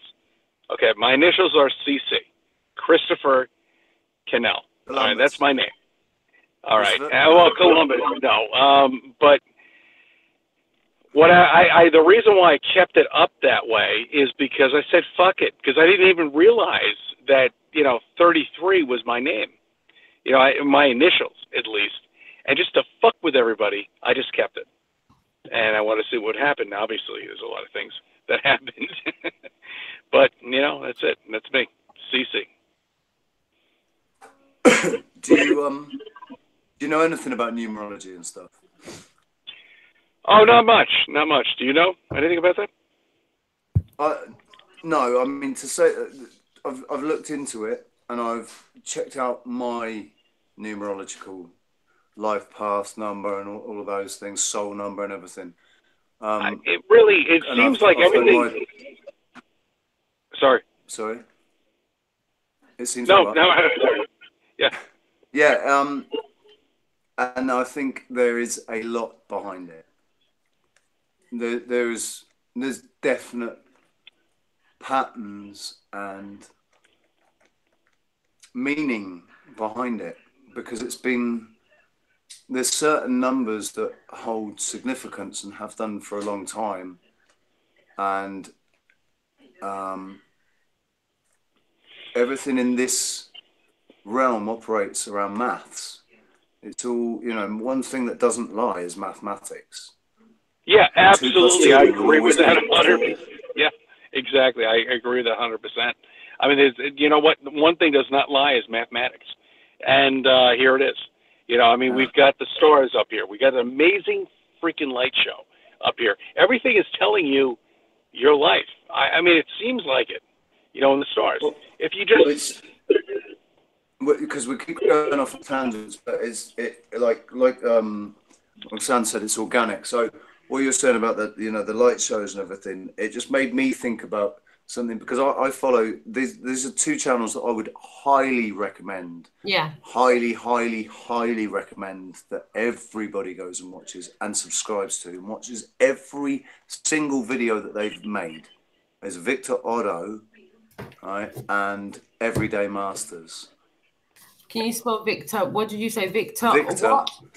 Oddo, ODDO, and Victor Everyday Otto. Masters. Okay, I know ODD. Okay, all right. No, not ODD.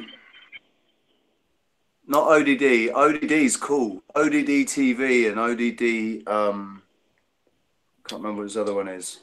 ODD is awesome, man. He worked in Hollywood for a bit. He sounds a bit like I've not. he sounds a bit like Vin Diesel. To be honest. But no, Victor Otto is a different guy. And Everyday Masters, I can't remember what his name is. Chase. Okay. Chase from Everyday Masters, man. Yeah. Absolutely brilliant. Brilliant. They're saying what I'm trying to say. Right. Right. But like, Chase is my favorite. He's the best because I feel like I know him. It feels like I've spoken to you guys connect. We've not spoken voice to voice, but we've had emails back and forth, and and he's gone and checked out a couple of my videos, and he said to me, "I feel like I know you, man. I feel like, you know, we're friends. I feel like we were friends in another life or something." Wow. Yeah, exactly. And I have a buddy myself. I mean, he's out there in Staten Island over there, Johnny. You know, he just texts me. You know, and I mean, you feel like, you know, you're just connected, just as Roxanne and I. You know, I mean, and you. I mean, we can sit here and talk for fucking hours. I mean, it's 3 o'clock in the morning where you are. You know, I mean, and here we are talking about flat Earth. Yeah. Where everybody else is flat Earth, is it? It's not just flat. I think that's the thing, though, is that this is the trouble, right? Is that all of these conspiracies, right? I told you about quantum of conscience, didn't I? Yeah. Roxanne, quantum of conscience. He put it. He's basically said it, but he said it like, "Is this what's happening? Is this what's happening? Are all of these like there seem to be these really clear mistakes that are being made? Are they being made deliberately? You know, to make us look." Good question. Excellent question. The Crow House, right?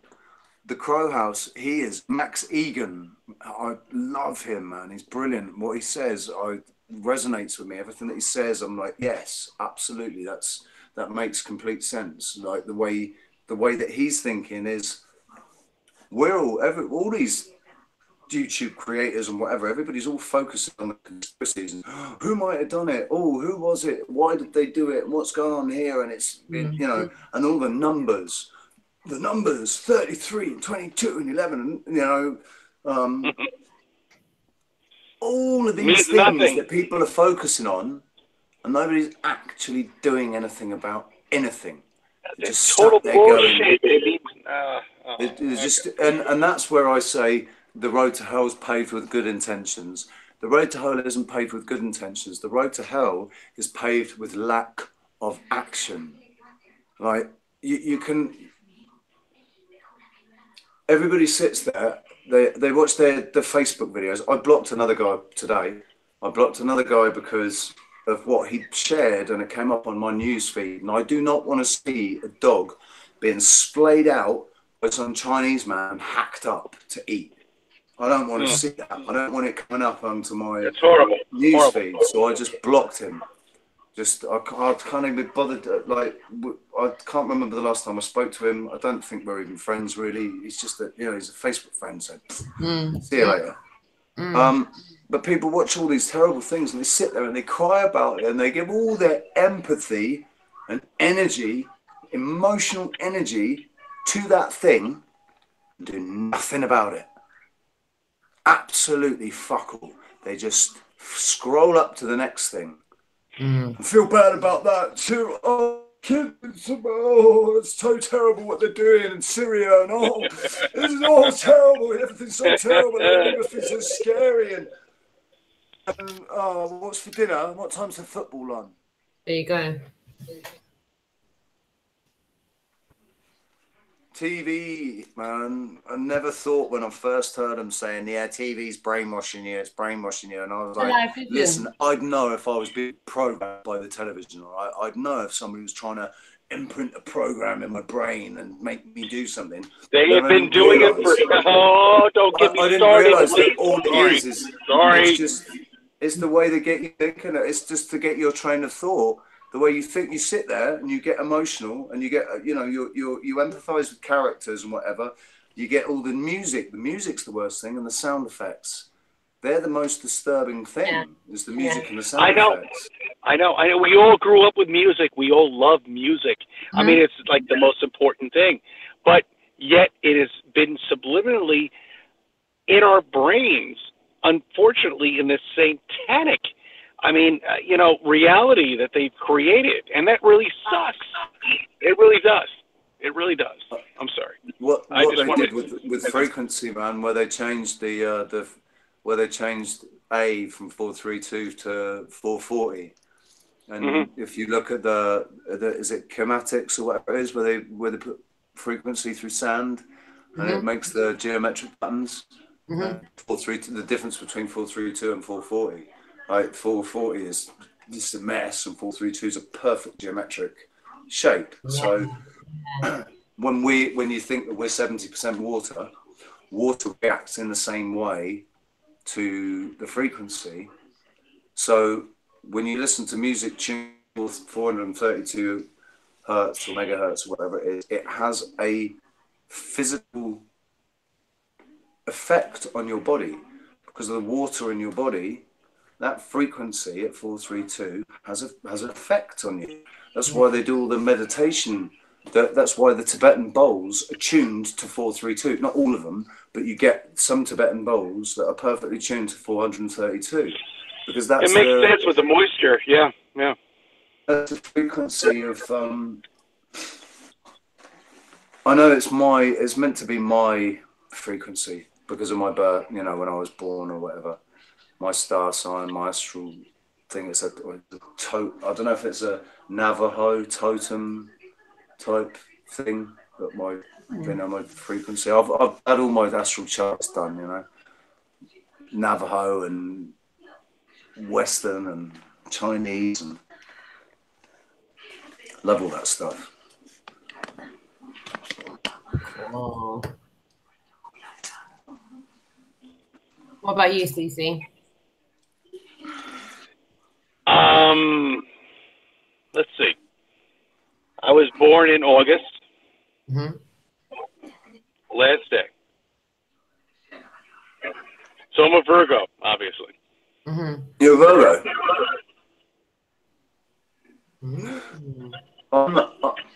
What do you think about the star signs changing?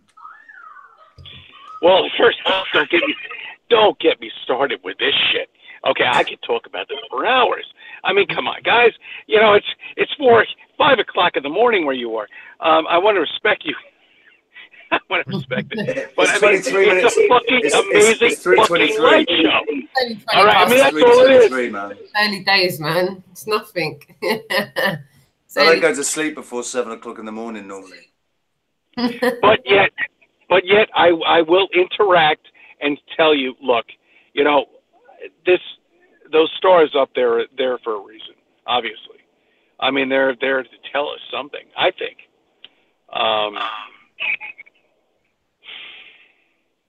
The creator wouldn't put that up there if he didn't want us to figure it out. And what we're trying to do is try to figure it out. And that's what we have to do. What do you think about the moon? What do you think the moon is? It's not solid. Oh, God. I hope you're not sitting there thinking it's as solid as anybody, because it's not. No one's landing on that thing, ever. It's not solid. It's not solid. I've not seen any tangible proof that it's a solid. I've not seen any measurable proof that that thing's solid. All I've seen is what seems to be proof that it's not solid. That's all I've seen. I've seen Stanley Kubrick's direction. That's what I've seen.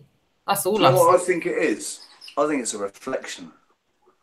I think it's reflecting on the firmament. Yeah.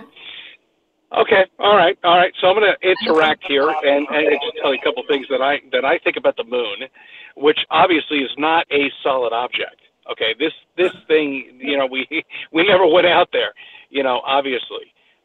This is it's like a rainbow. I mean, literally, you'll never be able to get to it. As long as you try to get to it, you'll never be able to get to it. And that's where I hate to say it, possibly the plausible possibility beyond flat Earth. I don't want to get into it here. Oh, go for it. Go for it. Yeah. Oh, no. Oh, come on. You can't leave something like that. You have to say something now. No, you can't say that and then not say anything. Oh, come on. All right. I don't like the tease. It doesn't exist. I mean, it's not there. I mean, obviously. It's like a rainbow, okay? I mean, like what I wanted to do with you, Roxanne, is I wanted to see your sunset and my sunset, you know, and how different it looks. You know, when you're looking up at the sky, you might be looking at a sun or a moon, and it looks kind of the same way as we would see it, but there possibly could be a simulation in there. Well, would everyone agree? Well, no, let me not ask that question. I think we're all the center of our own perspective, yeah, because I haven't got any measurable proof. So would it be fair to say that we are the center of our own? I don't want to say universe, but the center. Yeah, exactly. You're the center of your own reality. Mm-hmm. You are the center of your own reality. Mm-hmm. Mm-hmm. Yeah, exactly. You're the main protagonist. Exactly. What do you think? We What do you all think live the within Amazing this Light realm. Show is, guys? What do you think it is? Answers on a postcard, please. Are you asking us or are you asking the chatters? I'm asking you two. What do you think the Amazing Light Show up there is? I'm sorry, Roxanne. I'm sorry. I thought you were talking to 007 over there. All right, the Amazing Light Show. Both of you. Oh God. All right. So I saw a scientific, one of these little shows. Mm-hmm. Then they zoomed in on galaxies and on top of each other. And I remember one scientist said, it was almost like they were stacked up there so we can actually see them. And then I look at the cell, the nucleus of our body. Mm. And we're focusing it on this thing, and we can't actually see anything at all beyond, what is it, nucleus or whatever it is. But, I'm just... Are you talking about the point of clarity? We can't see anything past the point of clarity. No, we can't. We can't see any point of clarity. What do you think that point is? That point of no return where you can't see anything past that point? I think we'll never be able to get to that point at all. Are you talking about macro or micro? Hmm? Are you talking about the macro or the micro, the nucleus or the nebula? Microbe, exactly. That was the word I was looking for. Thank you, 007. Microbe. Okay, so we can't even, go down to the microbe. And we're how many years now? 50, 60 years now, we've had all this technology. We can actually zoom in on this, and it looks like a pixel at this point. And now we're looking at the sky, the galaxies. And one scientist said, they were all stacked up. He looked at them, and it was almost like the creator, I'm not going to say the creator, but I'm saying it right now, wanted us to see this. The galaxy's up there. So it's all fake. It's all nonsense up there. It's a show. It's an amazing fucking light show. I mean, I'm sorry. That whole, personally, I don't feel that, when I used to love all the programs about the stars. I know. I love fucking Star Trek. I loved it all. I was hoping we can get to the moon. Yeah, we can't. It doesn't exist. Don't get me started. I was all for it. No, I love the idea of life on other planets. And fuck! So did I. But it doesn't exist, my friend. It just doesn't exist. It's not here. We can't go fucking anywhere. We just can't. We're not even free to go anywhere that we want on the flat plane of existence, man. We're not free to do what we want. We're not free to go and roam where we want. No. I don't think it's possible for our physical bodies to go outside of this realm. There's an impenetrable barrier. Excellent point. Okay. That's resonated with me a lot as well. That's resonated. I think that firmament is an absolute impenetrable barrier for the physical, for the avatar that we're in, for the physical body that we're in. That's the whole point of this realm. It's an enclosed realm. No, this is excellent. Yeah. It's been within the, so they you go by the original story, because I think there is truth in the Bible. I think that's the whole point, is that they've laced the truth with lies. So the understanding is askew, So the waters were separated.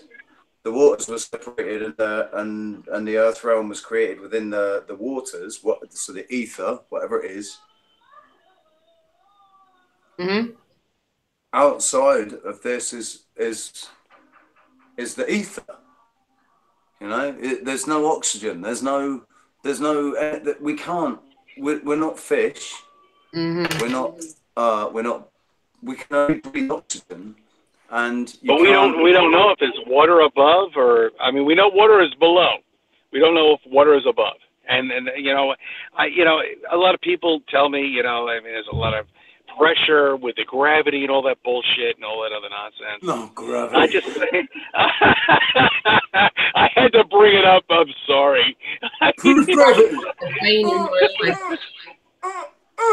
Gravity. As long as it's heavier than fucking air. Pardon my French. All right, kid. Go. You know what I think air is? I think air is very, very, very, very, very, very, very fine water. I do. Yeah. Air, I think it's just another state. I think the further you go up to the firmament, the finer and finer and finer and finer and finer it gets. Yeah, exactly. Roxanne just said it right there. Almost like as the fine particles that are up there. Otherwise, you sink. Birds can't fly in the stratosphere because they can't fly fast enough to go up there because the air's too thin or the liquid water's too thin up there. And it's thin enough for us to breathe. But maybe it's because there's not oxygen up there and they just can't breathe. Maybe that's the only reason. We're using oxygen that's been taught in the scientific community, that's been indoctrinated. So say we were to just hypothetically talk about the lakes under the sea being the thickest type of dense water known to mankind, the oceans being that thick saline. Yeah, the water being the oceans that we know, the air being a lighter weight water than the ocean, the upper atmosphere being a lighter weight water than that, and right up to the firmament being the lightest weight water of all, which is why you'd have to fly incredibly fast to stay afloat in it, because unless you're as the least dense as that is, you're going to sink. Yeah, it's a buoyancy thing. Buoyancy and density. Right. But see, I go with that, except for I've watched. Have you seen the Go Fast rocket? Yep. The one that hits the dome. It hits it exactly. You know how we don't know what that's real though. It does sound real, doesn't it? Yeah, that's damn real, man. But it sounds like it's underwater. You know, you're actually right about that. And you know what? This is like 2 years ago when I found this video, and I mean it's bouncing up and down. You know, I just don't know what to make of that video. I really don't. And the way it like it's spinning like buggery, and then it goes boom, and it just stops, and it starts. Yeah, sure. It drops away and falls. It's like it's floating in water. It's really weird. Really, really weird. Yeah. It is, isn't it? I remember seeing that and thinking, wow, this has got to prove it to people, man. This is going to wake some people up. No, it's not going to prove shit. Unfortunately, it's just not going to prove shit. You know, they still think they're spinning on a fucking ball. Look, my thing is, look, you look at the Weather Channel. All right, what's the only thing on the Weather Channel with the? I mean, look at the Weather Channel. What's the only thing working on the Weather Channel that's moving? Other clouds. That's it. Everything else is standing still. That's it. Yeah. They can't even figure it out. Put on the Weather Channel 63 where I am, or 62 or whatever. The only mass that's standing still is the world, the Earth. Everything else is moving by. That's the only thing that's standing still. And I tell people that, and they still don't seem to comprehend that we live on a fucking flat Earth here. Okay, that's it. We're not moving. We're not going anywhere. Bottom line, that's it. Sorry. The thing is, people have been, the whole point of the indoctrination is to say that we are not special. We are nothing special. Correct. We grew from apes. We were apes that became intelligent. Oh, that's all bullshit. And we, you know, we crawled out of the primordial ooze, and we are an accident. And there are millions of other races out there, and a lot of them are far more intelligent than us. Far more intelligent than us. We are still apes in their eyes. We're still monkeys, and that's probably why they're not talking to us yet. You know, the whole Star Trek thing. And hey, I love Star Trek.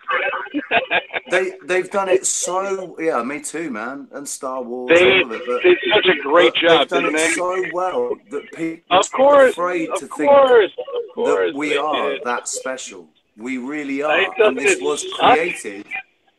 This was created with us in mind. This realm was created so that we would be able to exist here. Yeah. And I'll drink to that. Absolutely right. I will most definitely drink to that. I still got a bit of my coffee. Absolutely. Cheers. Cheers. Cheers. Thing.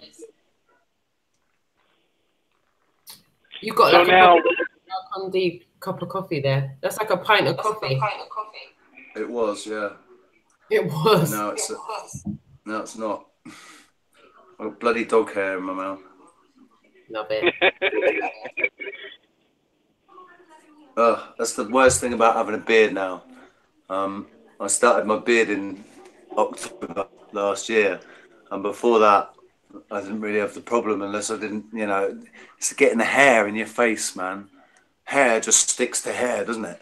So now I'm going near the dog, and all the hairs just seem to go stick to my face, and I'm constantly picking bits of bloody hair out of my beard. What you like? Another question I wanted to ask: What do you think it is going to take then? Because we didn't really we went off on a bit of a tangent. What do you think it is going to take for tipping point to happen and the masses to be awoken to this?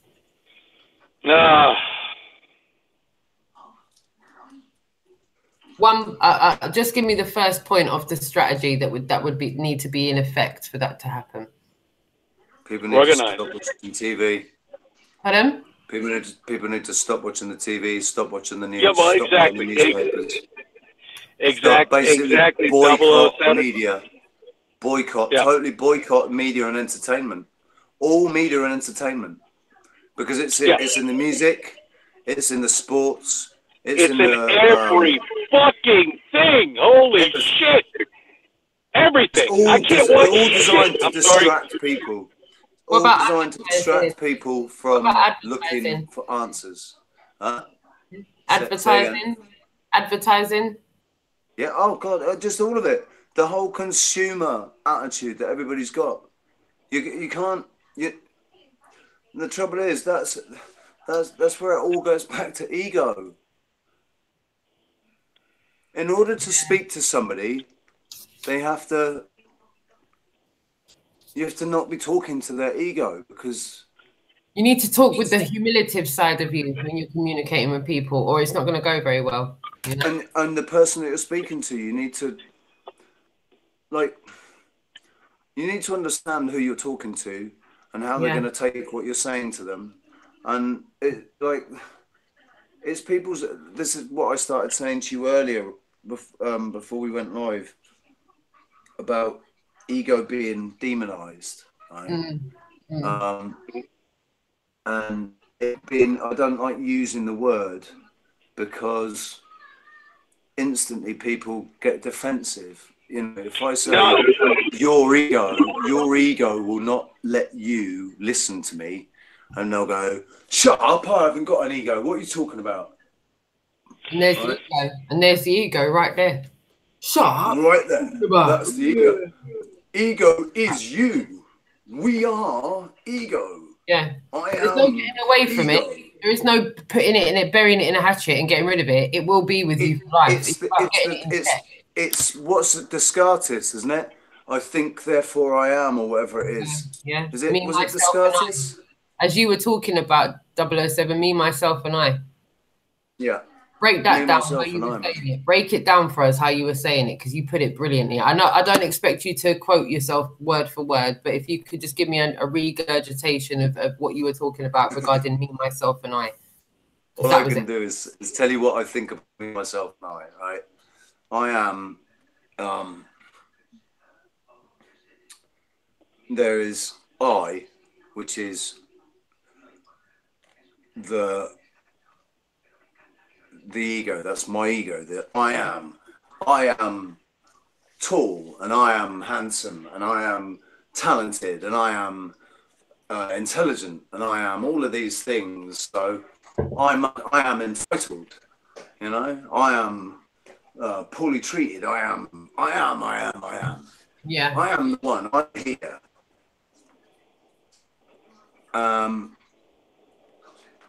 It's quite arrogant. A bit. Not really. It's not arrogant at all. I mean, that's how you feel. I don't think it is. I think it's incredibly honest of you saying that. Yeah. No, but I can be quite arrogant. My ego can be arrogant about things. You know,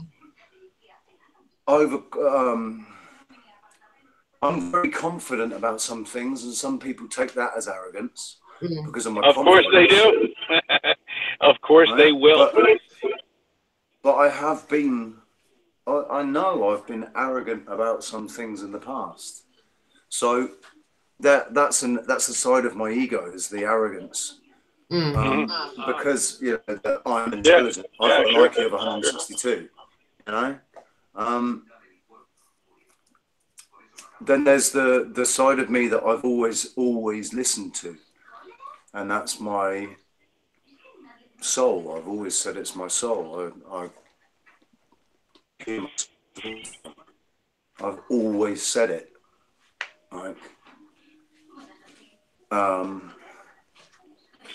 we're all here for a reason. Yeah, I mean, you, me, everybody are here for a reason. We're here. So I don't know why. I have no idea. You know, you're here. I think what I feel is that I am an expression of a part of the human spirit. The human spirit is creation. Creation is the human spirit, and it became, and then it multiplied. And it multiplied, you know, and it's just we can't possibly comprehend what the human spirit is, right? How do you define the human spirit? You can't. And so it's the human spirit that reached a point in its development or evolution. I think that's where evolution plays a part, right? Is that the human spirit evolved to a point where it could create matter. It could create a realm, and within the realm, it could create avatars, little expressions Yeah. of itself. And the human spirit isn't just, where was it? It was Alicia said, a drop of water in the ocean is nothing. A drop of water in the ocean is the ocean, but it's still a drop of water. Mm-hmm. You know? So it's I'm losing my train of thought because I've just had another thought pop into my head. It doesn't. I know it happens. It happens. I really do think the organic. I think that's all good. It's all... Well, I think it's that, and I think it's lack of sleep, and I think it's smoking weed, and nothing the matter with that. All kinds of things, man. So I don't smoke weed anymore, but I'd love to join you guys if I could, but I can't. I'm talking about what do you think it's going to get?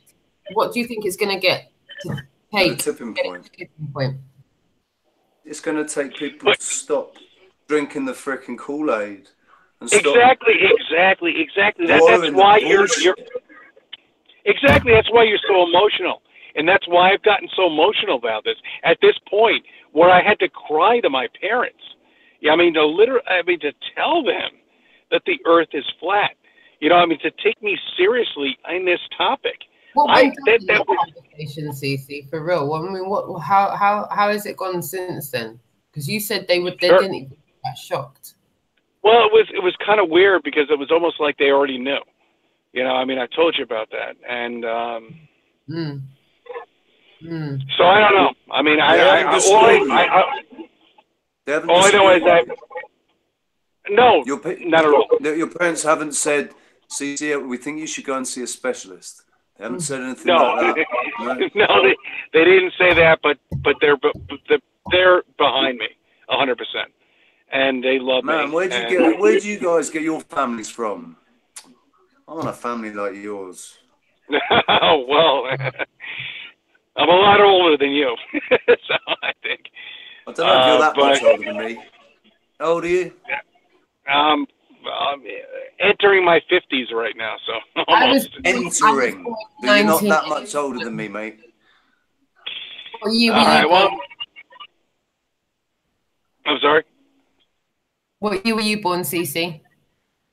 Oh, God, I hate to say years here. It means nothing to all of us, but if you really like to know, 71. 69.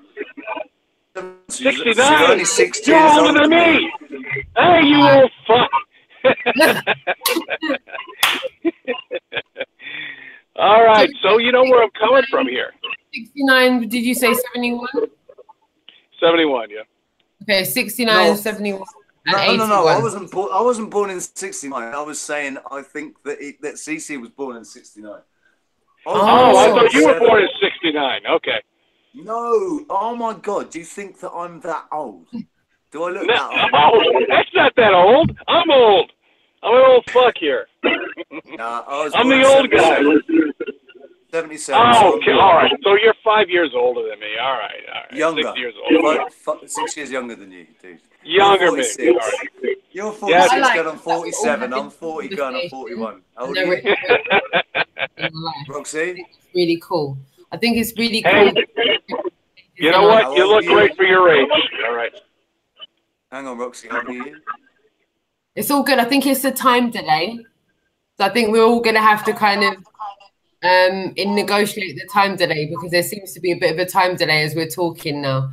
But I was saying it's so cool that we're so many, you know, we're all at different parts of our life. Yeah, we're all at different stages of our life. And I think it's a really healthy thing that we're all here in this dynamic right now, having this organic conversation with three people that we've never met each other, don't know each other personally. We've just literally linked up, watching each other's content and kind of intermingling networking, if you will.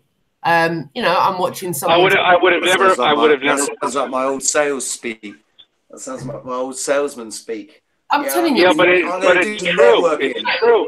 I know. It's true, though. True. Yes, I literally finished content and I got straight on the blower. I phoned CC on Google Hangouts and I was like, oh my God, look at this guy.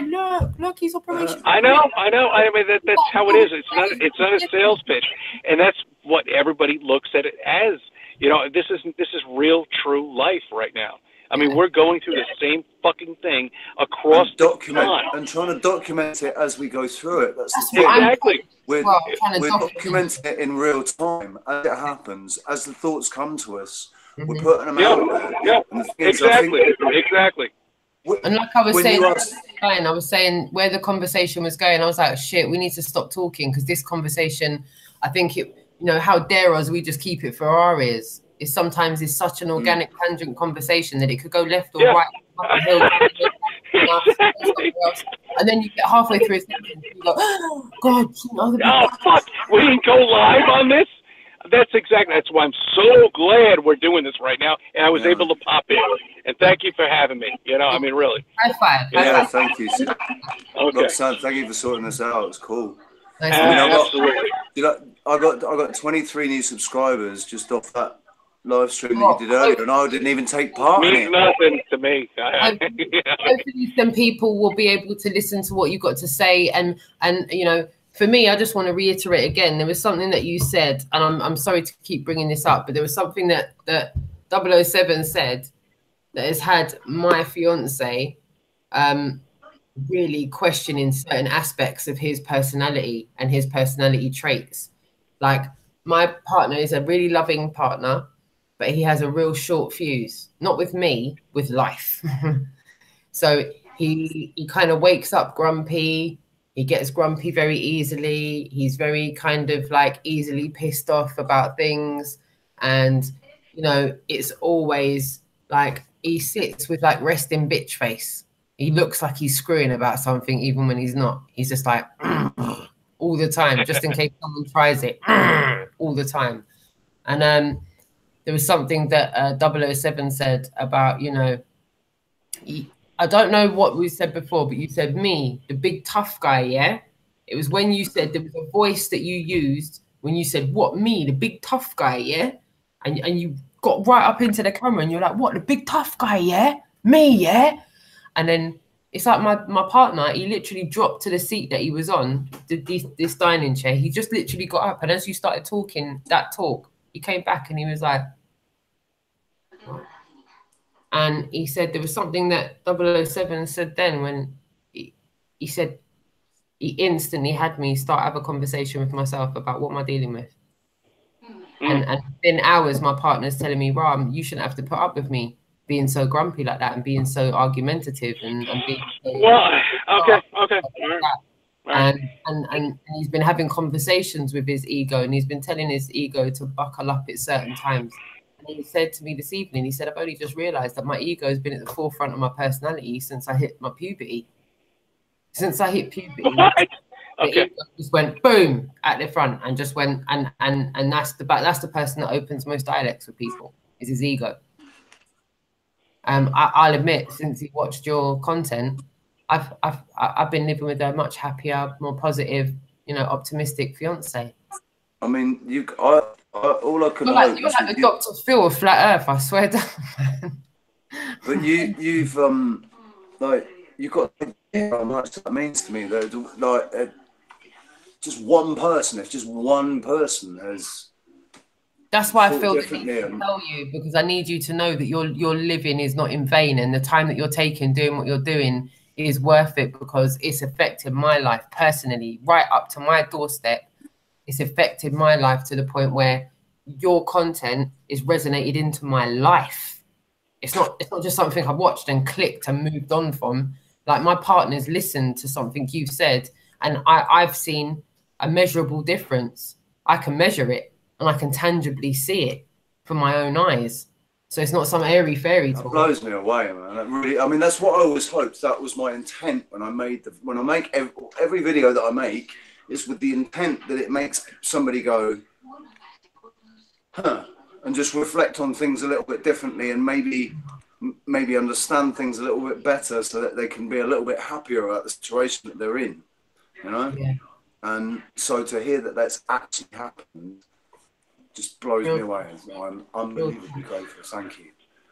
Like that sort of, wow, man. Real talk. I urge anyone that's in the chat room that hasn't seen anything of 007 just to go and have a little look at his stuff, because it's deep. It's deep. That's the only English word I've got in my vocabulary that can kind of summarize it. It's deep.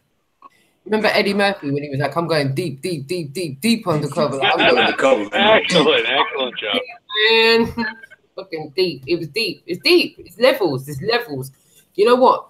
If someone literally goes from just like normal flat earth issues and watches your content, they've missed out all 27, 30 levels and just gone straight to some deep issues.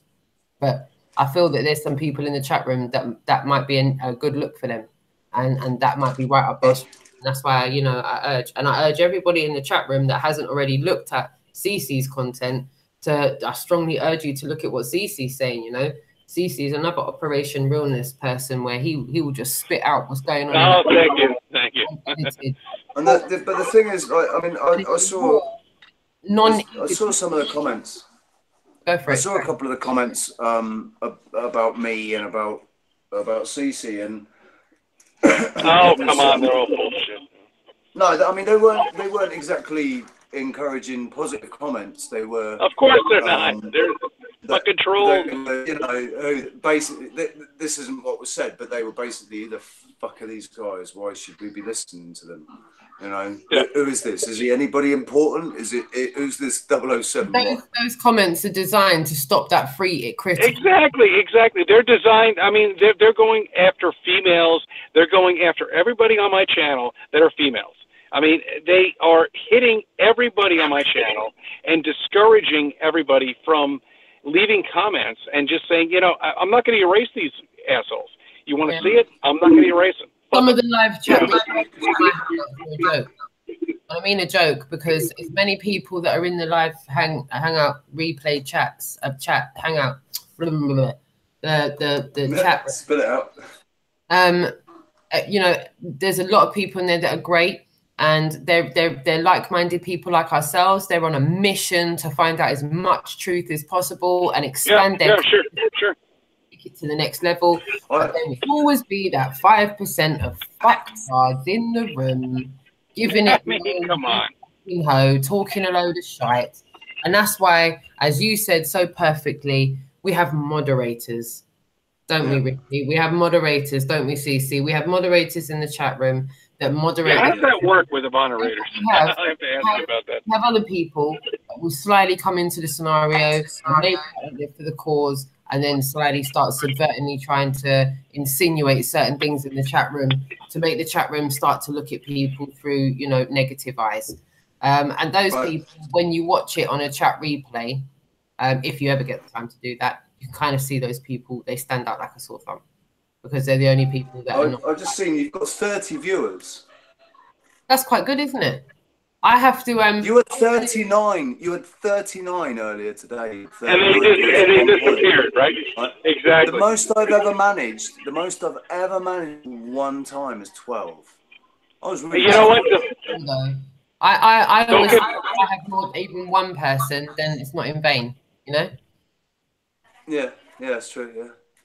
But even if you don't have anybody, it's still laid down there and it's still recorded and people can go back to it afterwards. And even for me, I can reflect on my own thoughts as well. I have it like a, like a dictaphone, except it's a visual one. And I've recorded it, not on a tangible object. I've recorded it in the ether or whatever it is out there. And it'll always be there no matter what device I've got. Even if I lose all my devices, I can still sign in and find it somewhere. You know? The thing is, because I've just noticed what the title is for this thing. So what I'm talking about isn't really anything. Well, it is to do with flat Earth, but it's not, kind of thing. You know, it is to do with flat Earth in the sense that flat Earth was created and we were all created and we're all creators, right? Yeah. So what we're doing now is we're actually doing something with our intent. We have the intent to share knowledge with people. Right? We have the intent. Exactly. That's what I'm fucking talking about. Exactly. I intend to share my truth with people in the hope that my seeds of truth will take root somewhere and flower with somebody else, and they'll get an understanding of their own life. Because what we were saying, you know, I will not be able to wake one single person up. I cannot wake anybody up. And I know that. Wake them up. No, you can't. Because there wasn't anybody that came and shook me and woke me up. Nobody did that. They tried. They got to figure out for themselves. I got prompted. Somebody tried to shake me awake, right? And I laughed him off, and I discarded him as a friend, and figured he'd lost his mind. And it was only when I fell down the rabbit hole myself by accident. Just I read something that made me think, "Oh, that's interesting. What's that?" So I went and looked at that. I had a lot of time on my hands, and that just opened up into a whole world. It was Nibiru. When I was researching Buddhism, there was a mention of Nibiru, and I went and looked into Nibiru, and I was like, whoa, hang on, how does nobody know about this? And then, then it was Jordan Maxwell. You know Jordan Maxwell? No. Oh, wow, you should check out Jordan Maxwell. Okay, I will. He's completely decoded the system. Really? The three crowns, the fact that all roads lead to Rome, the links between the Masons and everything, like how Christianity, right? It changed, the Catholics changed it into sun worship. Catholicism is just sun worship. And Pope has got, they've got aspects of every single religion that existed at the time that the Bible was canonized by Constantine. They've got aspects of every faith within their, you know, like the Pope's hat. The Pope's hat is some of the Dagon or something, isn't it? The fish god or something. Oh yeah, I know. I saw that. I mean, you can see that. I mean, the fish skull hat on the Pope. Oh, God, Jesus. And not only that, I mean, look, what's going on in your country right now? I mean, the wedding, the royal wedding. Oh, my God. Jesus, that's all their freaking advertising now here in the U.S. I can't fucking believe it. I so bad wanted to talk to Roxanne about this. The royal fucking... Oh, Jesus. You know so bad. That is all they're fucking talking about right now. What do you care about? Here in the U.S., why would they be talking about it here in the U.S.? We abolished this 200 years ago. Exactly. But you know why, though, don't you? Really? Because the Queen's related to all of them. Of course. All of your leaders. All of your leaders have been related to bloodlines. Exactly. The bloodline, for some reason or another, is all led up to this. America, England, Russia, every bloodline is connected to this. Now, because I wanted to say this all day, I fully rate the Pentecostal bishop that went in there and started reeling off. He's a bad man for that. I don't business. I don't know about that. I don't know who. No, but hear what. I don't know who he is. Yeah, I've never heard of him before. But see what I saw him spit up in that place. He was rebuking the devil. He was speaking the truth and making the devil shame. And a whole heap of people up in there couldn't deal with it because they're When was this? It's a madness. This was yesterday with old William and Meghan's wedding. And they had the bishop in there from the Pentecostal Gospel Church up in there and the Gospel Choir up in Windsor Castle. And the Rastafarian mother of the bride who's married Prince Harry was up in there with her dreadlocks and her nose piercing, giving it this. At the Pentecostal. Nose piercing? It was Are you serious? Not their... Oh, man, come on. Are you serious? Going, and yes, sir. We prayed. I was like, come on. I was really we didn't get any coverage. And make them people freaking squirm in their seats, and they were. You want to see what the camera was with. You want to see what the other members of, they were going like this and going, oh my God. And all the guy was doing was talking about love, you know, and unity and all of that. And they couldn't deal with it. They were just sitting there like, oh. And yeah, it was a disturbing flex. And I'm not a royalist or anything. What I enjoyed was watching certain members of the elites. How could you not? So are you saying that this marriage might be a for real thing, and that Harry is? No, I'm not saying that. No, not saying that for 1 minute. Listen, this girl is of mixed race. Her mum is, you know, a woman of I don't know what I'm just going to stop there because I don't know what I can legally say. She's Spanish. I think she's Spanish. Just to reiterate. Her mum definitely not Spanish. Her mum's African. I'm not sure if it's complete Americo-African Caribbean. I don't have the specifics on it. We have no idea. I mean, we have no idea. We have no idea how to trace any of these bloodlines at all. But I mean, apparently, I mean, the royalty in your country, England. To me, the incidentals of the royal family are insignificant. To me, it's just a circus show of it all. And of course it is. Of course it is. The legacy of Princess Diana and the madness that entails. And now they've allowed the son to marry a divorcee and not abdicate his position to the throne, which is 7th, by the way. So he's 7th in position. I didn't know that. Okay. All right. Educate me. I have no idea about that stuff. He's marrying a divorcee of mixed race. Right? No. A divorcee of mixed race. Forget the mixed race flex. The fact that she's a divorcee means that he should abdicate his part to the throne. Even though he's in 7th to the throne, he should be abdicating his position to the throne because he's marrying a divorcee. Not my rules, their rules. Yeah, but are those rules in place? I thought Henry VIII. There's been no. Since then, much more recently than then, a guy back in the 50s or 60s, I must research it. He was going to marry some divorcee woman, some divorcee woman, and he ended up abdicating the throne.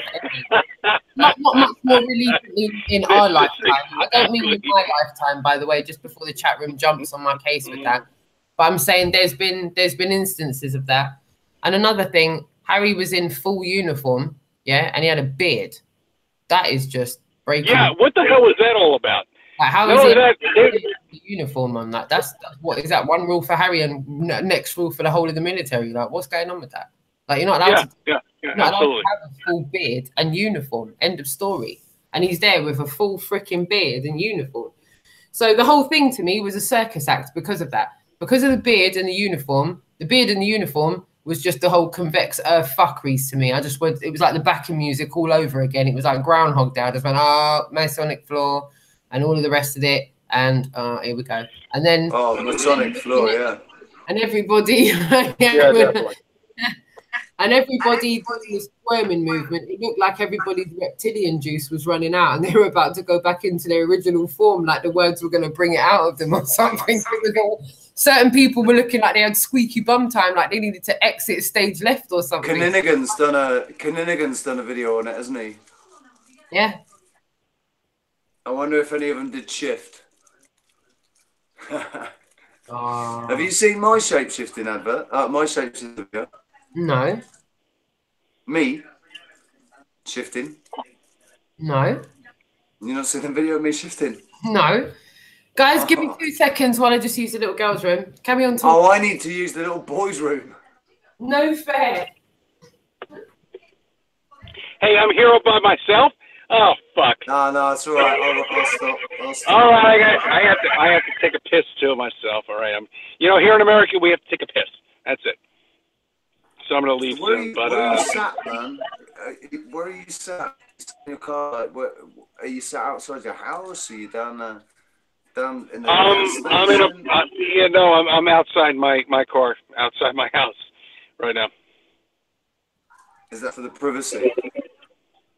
Yeah, I can't do this. I mean, we live in a 1-bedroom apartment, so I can't do this. So we're moving into a 2-bedroom, and when we do, I have my own room. But until then, and this is it. You know, people complain about me driving around in my car. Hey, look, I'm putting shit out there. You know, I mean, I'm using my own time, my own life. You know, my own attitude, and that's me. My thoughts on it were, because I thought I'm going to do it like Richie from Boston, just lots of car videos, you know, and that's what I was doing. I've done a lot of car. Most of my things are done in the car. My videos are done in the car, and because I was talking to myself all the time in the car anyway, and I thought, there you go. Why don't I just talk to the camera? And because that seems to be what Richie from Boston's doing, and I seem to be talking about, you know, I'm talking to myself because there's nobody I can talk to about it. So I'm just voicing things out loud. And so what let me ask you a question. 007. Let me ask you a question about the simulation. What do you feel about that? Beyond flat Earth. I mean, getting beyond flat Earth right now. No, I mean, going on to a master's degree level beyond flat Earth. I mean, you're already a flat earther at this point. You understand that we all live on a flat Earth right now. I mean, what do you think is beyond that?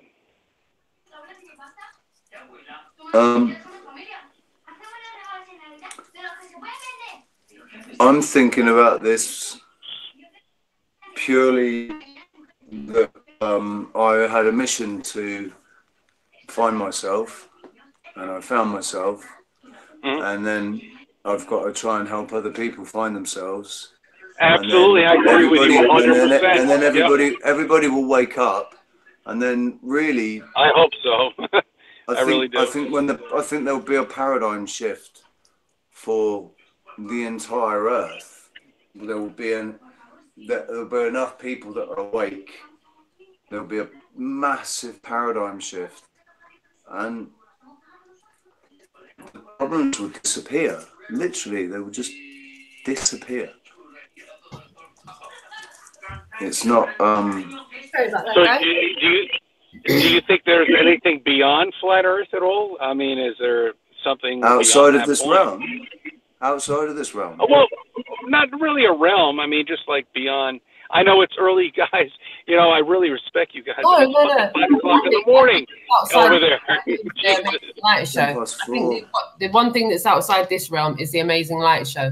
And what I really want is a quick pro-quote answer from you both, one at a time. Oh, please. You can't ask me. Go on for hours. Sorry, Rocky. Critical point where we get to a point where it's a domino effect in awakening the masses to the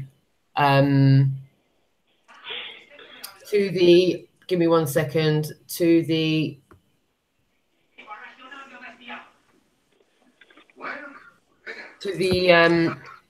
open their minds to flat Earth and truths. What do you think it's going to take to get us to critical mass? 007? Like I said, I think it's going to get worse before it gets better. I think it's going to take. It's going to be like it is in the movies. It's going to be just like.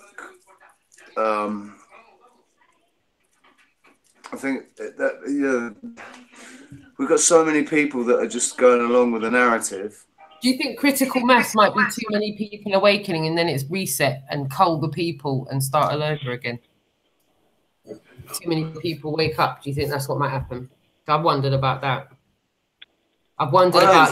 I really can't contemplate it at the moment. All I'm trying to, because I think the most important thing is what we focus on. I think our attention, right? Where the attention goes, energy flows. So what I am focusing all my energy and attention on is just they're not, you know, just suddenly.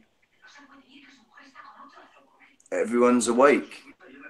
Everyone's just, you know, and trying to, as it is at the moment, the only thing that I can see with people is it not going that way, and it being a bit like the Hunger Games, you know, because that's what they're trying. That's what they're trying to do. They're trying. It's what they want. What do you think? Exactly. Happening? There we go.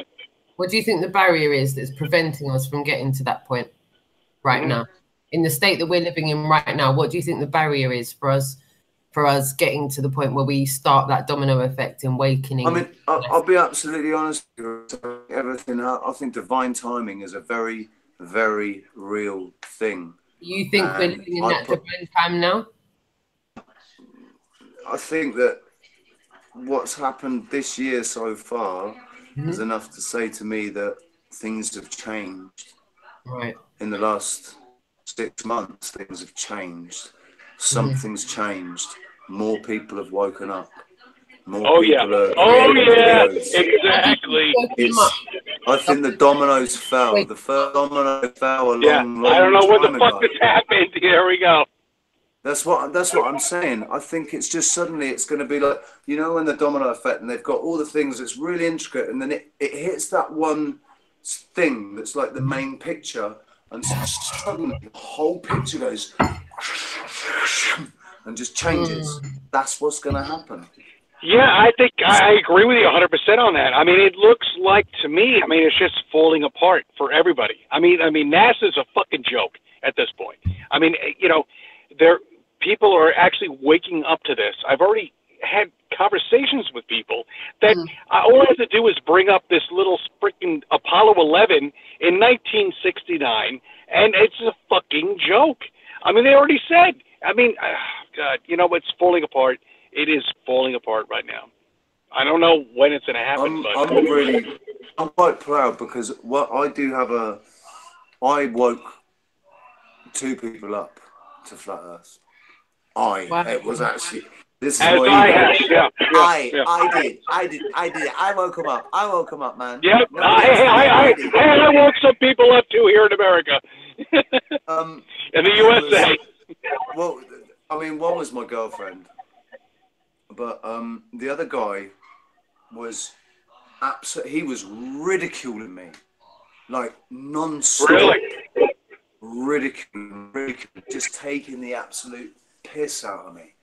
Thought I was a joke. Thought I was a nut job. Lost the plot. You talked him into it? I talked him into watching a video. Okay. That made him think, and then made him watch another video, and a couple of days later say to me, He came to you a couple days later. Usually it takes about 6 months, maybe 2 weeks. You know, a couple days.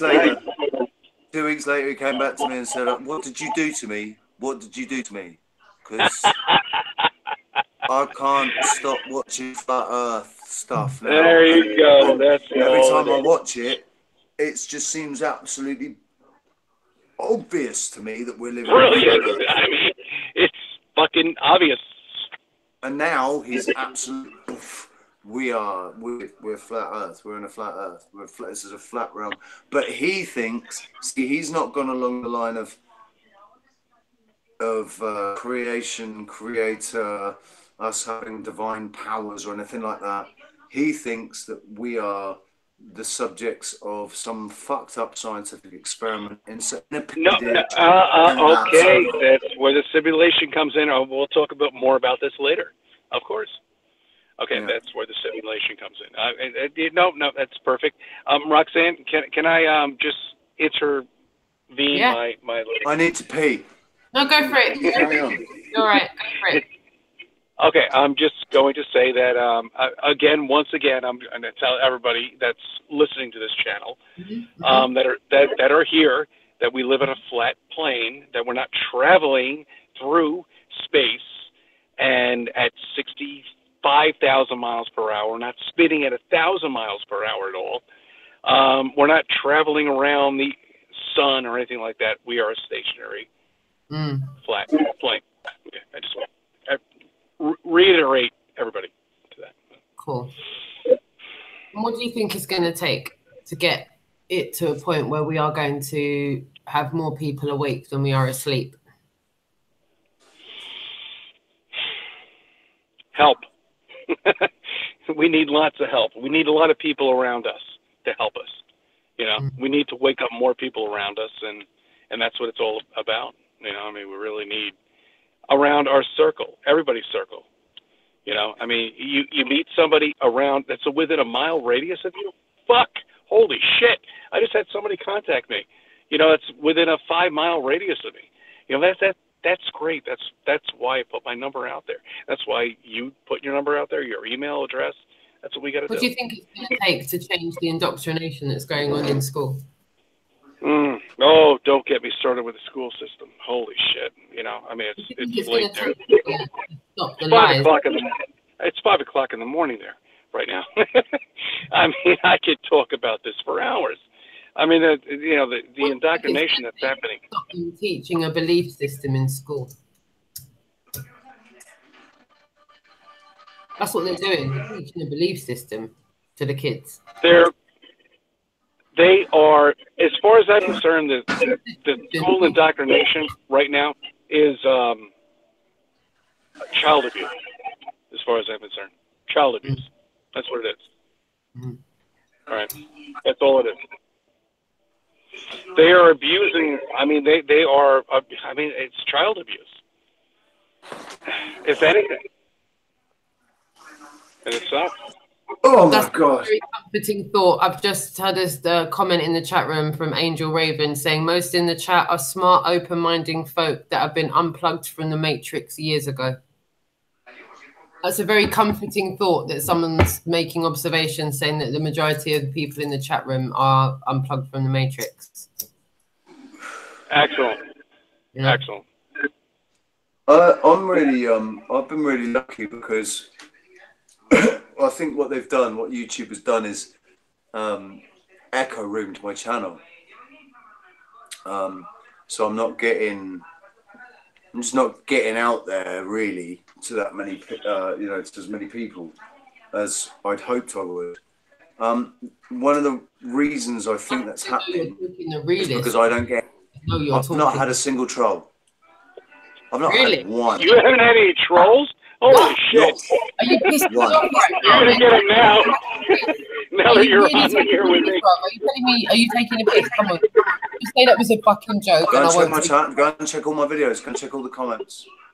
I get you have no trolls in any of your comments. I get 5 or 6 comments and they're all really encouraging comments. They're all really encouraging comments from people that I'm friends with, you know, and I don't get any trolls. That's really lovely. Yeah, but it's a bit, I kind of wanted trolls because it meant that, you know, I was expecting trolls. But all I'm getting back is like 5 or 6, well, not even that, sometimes just 1 or 2. And some of them, no comments at all. Some of the videos that I really would have thought would have got comments didn't get any comments at all. And I think, why? You know, why? Why were there no comments?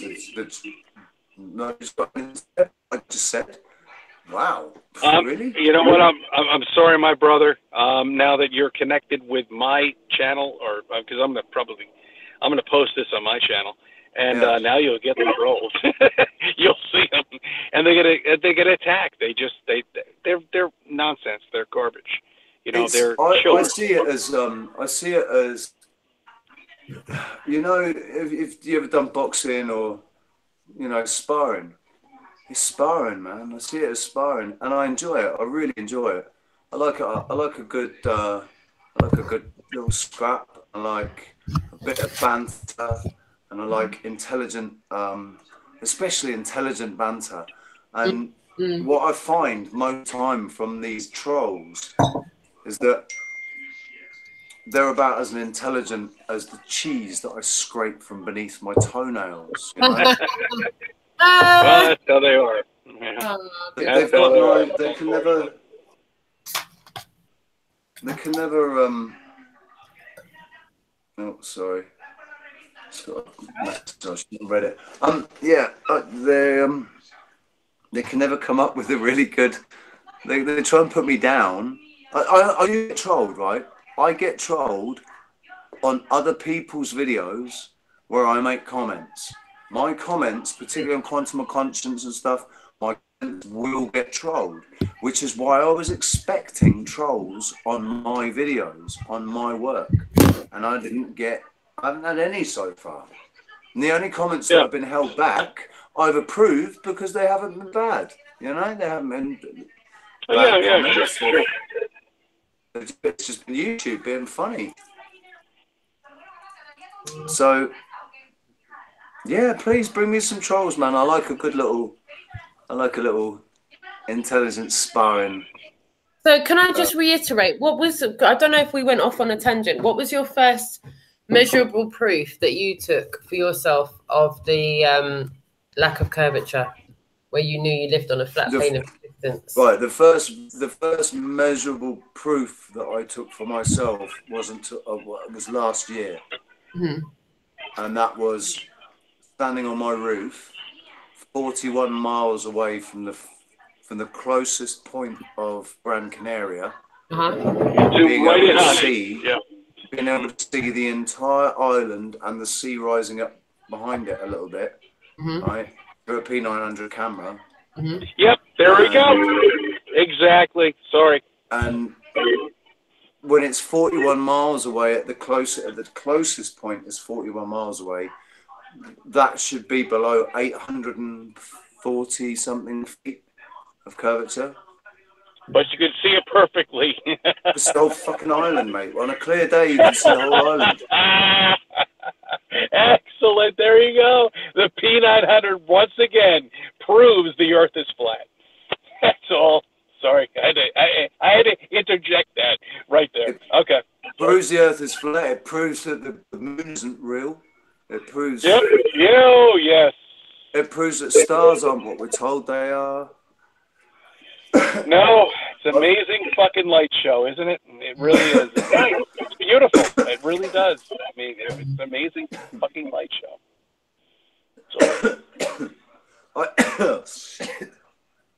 I had an answer for a question that you posed earlier about what it's going to take, you know, for people for any kind of change. You know? It's going to be for people to take to get up out of everybody else's business and just worry about themselves and the immediate people around them, their loved ones, and the immediate people that they affect in their immediate vicinity, and also, you know, indirectly the people that just all the people, the loved ones, and the people that they affect, and the people that their actions, their intentions, their emotions, the people that they affect, no further than that. Only worry about the people that you directly or maybe indirectly affect within your life and within your circle of friends and family and whatever. And get the fuck out of everybody else's business and stop watching the news, stop reading the paper, stop worrying about what's going on. For English people, stop worrying about what's going on in America. Let them get on with it. And for American people, stop worrying about what's going on in the rest of the bloody world. Right? Stop worrying about what's going on here. And everywhere that they're trying to make our attention go, look the other way, because they're trying to make your attention go there. So don't pay attention to it, because it's all about attention. Attention is energy, and they say pay attention. You're paying your attention. There's something behind that, isn't there? Because attention is energy, man. It's Where's he going? Is he gone for a pee? Yeah, I think he has. CC has left the building.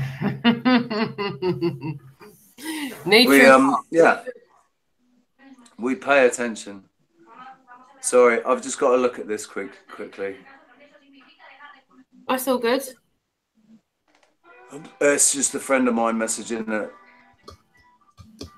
4:15 in the morning. Good fun. Well, this is the usual for me. I'd like you to know that 007. I do not stay up on Hangouts until 4:30 in the morning. But I have no work today, so I'm, footloose and carefree, really. So I've got 2 gigs tonight, but I could sleep all day if I need to. I actually have the pleasure of being able to do that tomorrow, like it's Sunday morning. So all I have to do tomorrow, as I'm not working, is take my children to school and relax for the rest of the day. So yeah, well, I'm kind of looking at tonight like it's a Saturday night, not a Sunday night. It's weird because I'm awake until God knows what time every day at the moment, and I'm really tired. By the time I go to sleep, I'm falling asleep. I have to be like that though. I can't sleep if I'm not like at the point of complete sleep deprivation. But I think I think to myself, it's okay because I don't have to go to work until 9 o'clock or whatever, so I can just sleep all day. So I won't set any alarms. I'll just let myself wake up naturally. Yeah? I wake up 3 hours later. I'm like, I wake up and I need to pee, and I go to pee, and I think, oh, I want to go back to bed. I'm going to go back to sleep. In the chat room, I have a pee, and then I think, oh, I'll just skin up a joint, and I'll just have a coffee, and then maybe I'll get back into bed. By the time I've skinned up the joint and made the coffee, I'm awake, and I don't. How many hours do you think we need? How many hours do you think we're predisposed to need? And that goes out to the chat room as well. We started this conversation. Didn't we? And I said I think it's bullshit that we've been into this whole 8 hours of sleep crap. Yeah. I actually started seeing videos coming up on YouTube recently about how we can survive on 2 hours of sleep. Like if you catnap, you just get like an hour of kip here or 2 hours here and 2 hours there. You can survive. I think about 4 or 5 hours. I personally think about 4 or 5 hours, Rich. I think 4 or 5 hours, that's pretty moderate. I can cope. I'm all right, and I've been coping all right on 3 to 4 hours sleep a night. Yeah. Well, it's not a night; it's a morning. No, it's 3 to 4 hours sleep in the morning. You know. Yeah, I'm about the same. I'm about 4 or 5 hours sleep average a night. What's everyone? What is everyone like sleeping the day away? How much sleep does everyone else average on a night in the chat room? Just as you know, you don't have to answer if you don't want to. If you're okay to answer, it would be quite helpful to see what the average is. I'm seeing 5 hours. I need 8 now. 8 hours personally. I need about 6 hours or so. Someone's written 5 minutes. Brilliant. You can sleep when you're retired, right? 5 minutes. I need 8, but my bladder is ready to get up after 4. 6 hours sleep's probably good enough. 6 hours and 66 minutes. That's a spot on one there. The bladder after 4. Yeah. You can sleep for longer, but your bladder won't let you. Yeah. That's me, I think. Yeah. Do you not think that you'd be better off with going shishi before you go sleep? But still, I'm quite interested. I do. I always do. I always make sure that I do because even still, when I was young, I learned that. Maddox. Oh, bruv, do you remember when I said to you about 36 hours when we were offline? Yeah. And I said I feel like we're good for 36 hours and then we go sleep. Can you believe that? There's a guy called Ted Harry. I've got a 36 clock. 23, 25 hours awake, 10, 12 hours sleep. Maddox. That's mad. We had that chat offline, and I said that. Chris Lamb, 6 hours, 66 minutes. Yeah, I think some of the isn't that quite funny, man. Isn't that 7 hours and 6 minutes? Yeah. Technically. Love it. Yeah, I think everyone's got their own little bits of it. It was really interesting to see what everyone's working with. I used to be the same as Concerned Citizen. I'd wake up naturally after 8 hours. I'd just wake up, 8 hours sleep, bing, wake up fresh, as a daisy. But now it's 3-4 hours. I'm a little bit more than you. I'm about 4 or 5 hours, but after about 5 hours, I'm good to go, man. I'm good to go. I'm literally good to go. Flat Earth Underground. I don't sleep. I wait. Love it. Love it. Jen Panda said, Ted Harry, I think you may actually find that you're a shrub or a troll smee. A troll smee. It's troll smee. 36 hours sleep rotation. Yeah. A troll smee. 33 and a third. 33 and a third minutes. What I do like is the fact that one can interact with the chat room, because you get an opportunity to see the people who've got a right to reply to what you're saying. I feel that's important. If you're going to publicly, it's one thing to privately document your thoughts, but if you're going to publicly document them and publicly document your conversations, you may as well give the people the right to reply. I personally don't really like watching anything unless I've got the right to reply to it. You know? Yeah, and you want your reply to be seen as well, really, don't you? You want, like, every reply. I want to see even if I get a dislike, I don't care. I want to see that it's been acknowledged by the creator. You know, and I try to get all my, to like and love all of my messages. Yeah. But YouTube messes me around a lot with my notifications and stuff. I go into some of my videos, I'll just go in for something, to go and remind myself of something or whatever, and I'll see that there's a comment there that I didn't know was there, because I didn't get any notification or anything that a comment had been made.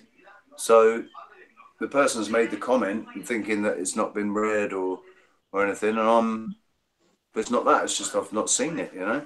And then I've got V that keeps making comments and deleting them. It's really starting to annoy me now, because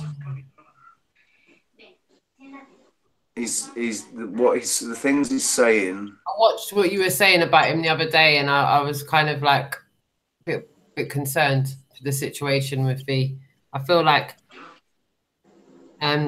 that individual doesn't have to be in that state of mind right now, and if they just kind of, they've obviously put the olive branches out, or they wouldn't be watching your content in the first place. So they obviously do want to find some kind of contented state of mind. Yeah, I feel that I think maybe in a lot of ways I'm not the best person to speak to about it, because my expectations sometimes of people are too high. Yeah. I don't understand why people can't see things the way I see them, When I explain it to them, I don't understand how they don't see it from exactly the way that I'm explaining it to them, because I try to get people to visualize a lot.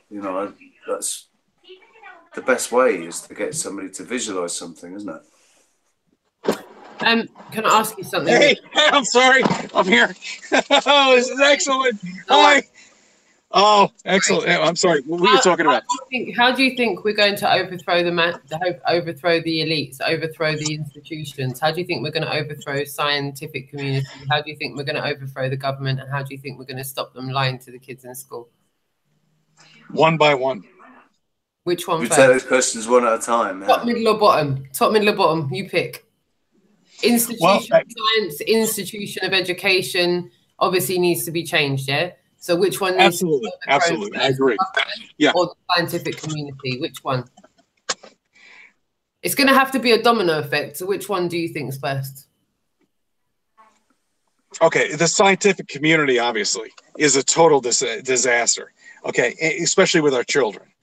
I mean, our children, the generation, my daughter, okay, is 8 years old right now, and as your children are too, around the same age, Roxanne, and this is the generation that needs to wake the fuck up. And when they wake up, when I saw you, I'm sorry. I stressed the word early. They need to wake the fuck up early. Yeah, exactly. It's no fun in games anymore. Yeah. I was so impressed with that. I mean, really. I mean, when you started this video off, I wanted to get in there. I wanted to bounce in there earlier. I couldn't do it. Really, but I just wanted to talk to you. Man. Yeah, I'm so that's grateful it. I don't have Trust with the kids. Yeah, I don't know. I don't know what kind of life I've brought them into, to be honest with you. I feel bad. I feel bad because I can't control the system we're in for them. And it's when I became very aware. Once I had my son, I became much more aware of the place that I lived. I wasn't so concerned for me anymore. I was more concerned for them. And it really kicked in when I had my child, and I was very aware of our surroundings and the place we lived in, and the infrastructured system I was living in. Yeah. No? Right. I think one of the things, right? One of the laws of one of the things about the law of attraction, yeah, the secret, whatever you want to call it, the law of attraction, is not in order to make something real, right?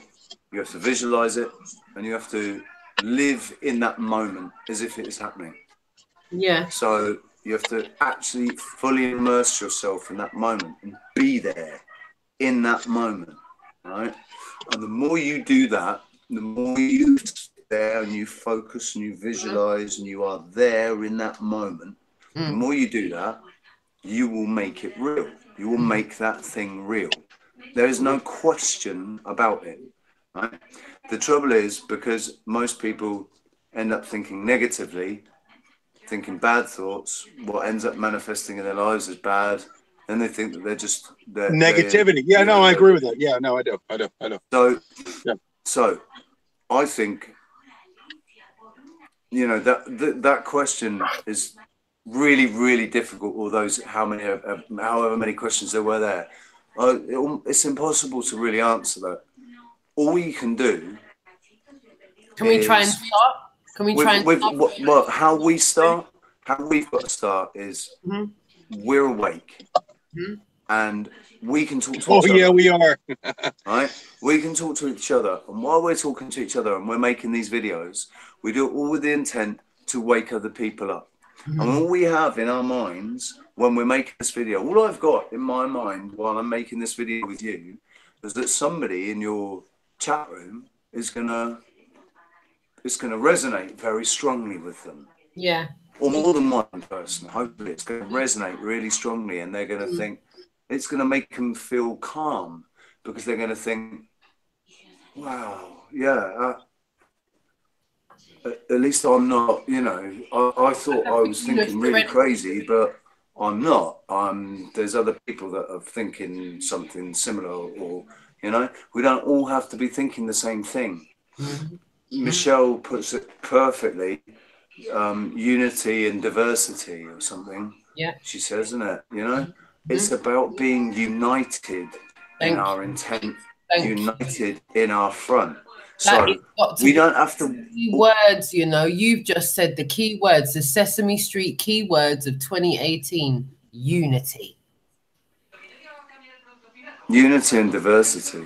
Unity. Yeah, because we're really diverse. Our little community, the one that I'm going to bring you into, because I'm going to send you the Discord link. Definitely, right? Yeah. And you've got to come into Discord. You've got to come and meet everybody in Discord. Because like on one of the servers that I'm on, the fire server, there's people that have been. I don't want to talk about levels, because on this level there are levels of consciousness, but once I think that here, we will only reach a certain level of consciousness at this stage, right? And I think that we've all reached that level of consciousness, and we're all in different parts of the plateau, finding our way to the center, right? Shit, Hey, dude, you got me back in the simulation right now. 007, tomorrow video for me is, I might mention you. I don't know.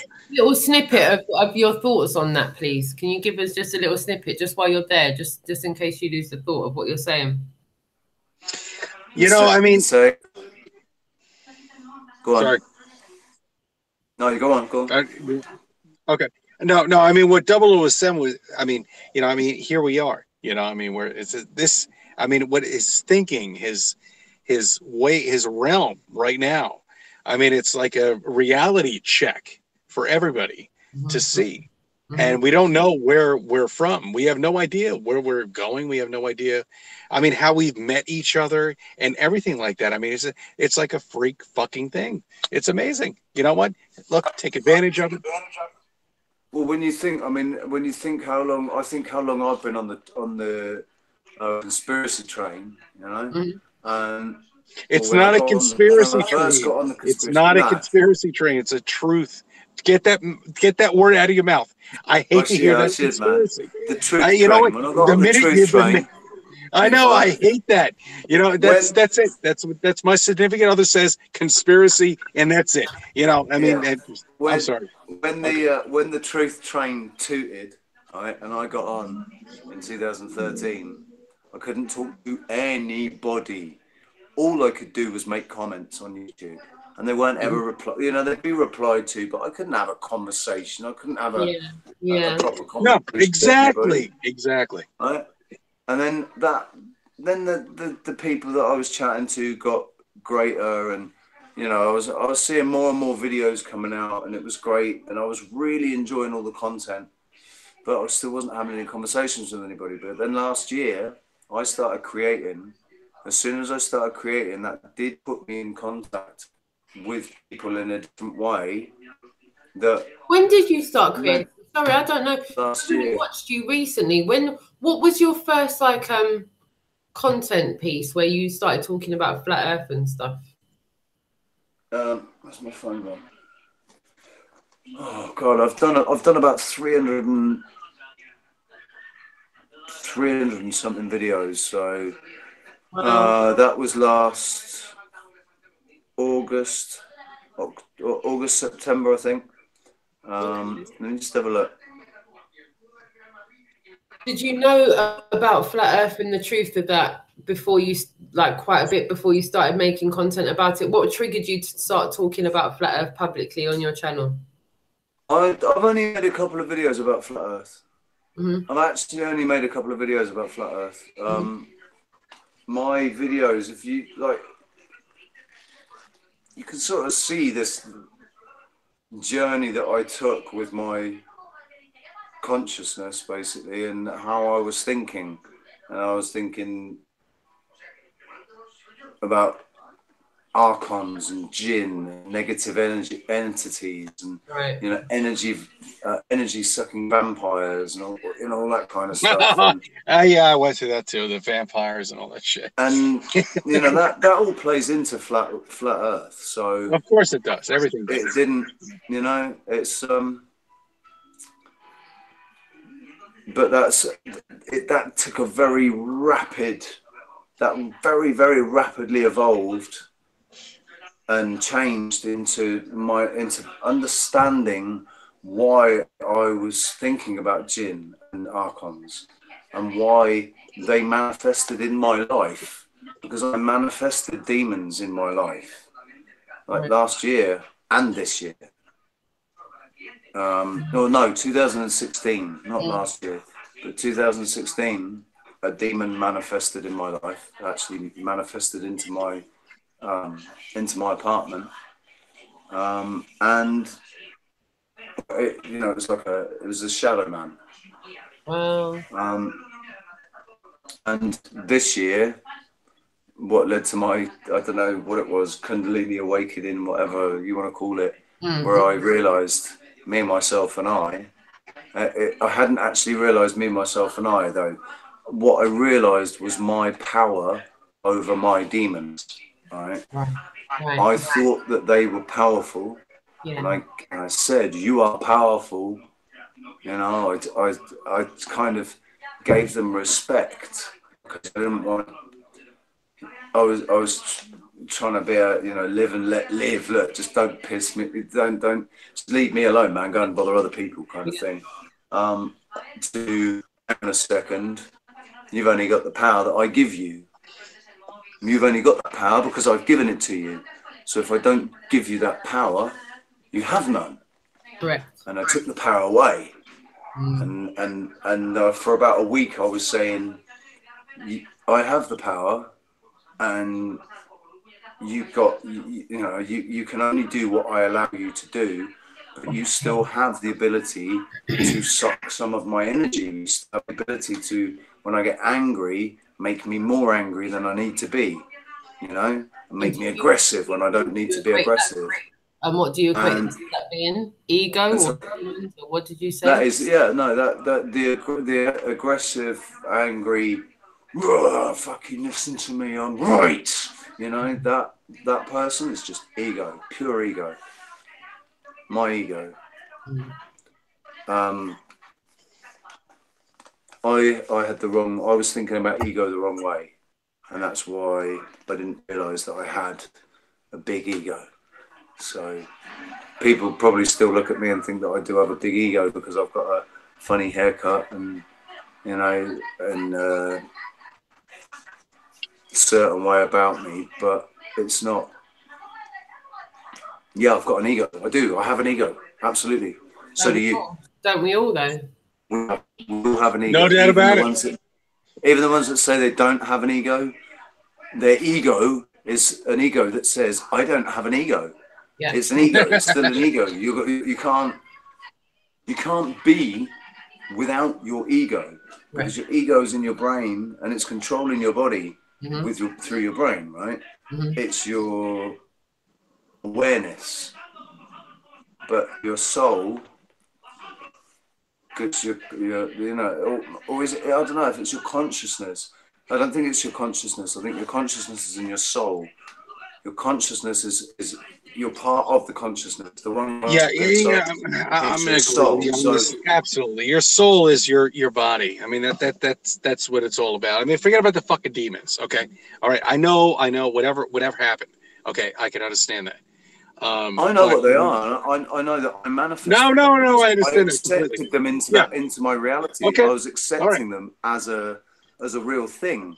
I accepted it. I accepted that there were demons.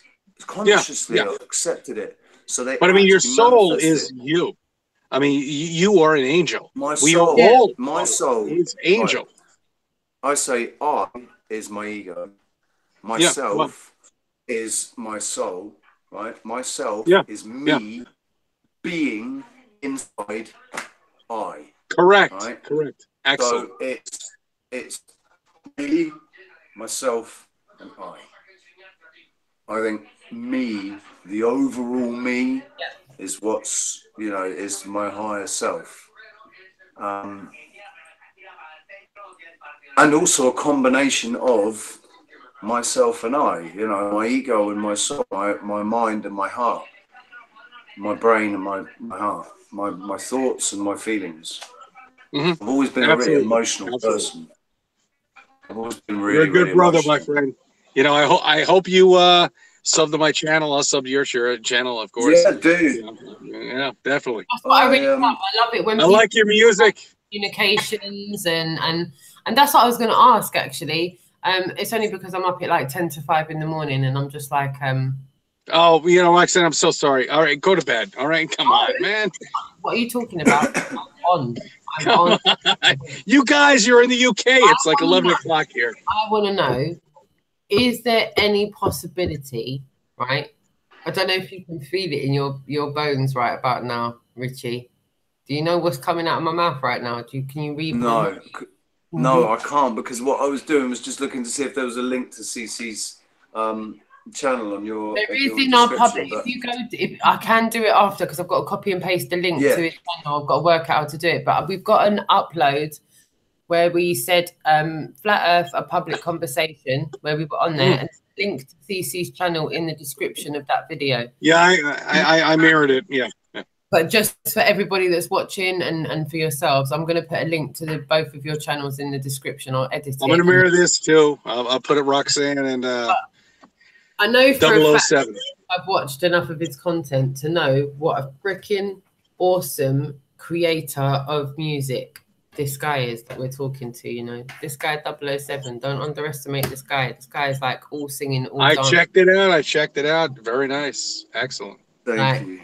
I don't think 007 is going to like my content because I'm a bit of a. When you watch my videos, though, I'm a little obnoxious because I want to tell people what the fuck is going on. Chris, you're you in your Operation Realness because you're being you, raw, unedited Chris. What Chris is thinking, what Chris is seeing, and what Chris's experiences firsthand is. And that's what I like about your content as well, Chris. You're just real. You're just real. I think the key. I think a really important thing for us is to be transparent about how we feel about these things and what's happening. You know. Yeah. I mean, really. I mean, you gotta really just wake up. But the whole point is, you know, I mean, we've got all these truther channels that just seem to be fake. Focused in on certain things, specific things. They don't talk about anything else. They won't touch anything else. They get labels being shills. They got 240,000 viewers. Blah, blah, blah. They monetize their videos. I know it's so fucking difficult. I mean, you got to get through this shit.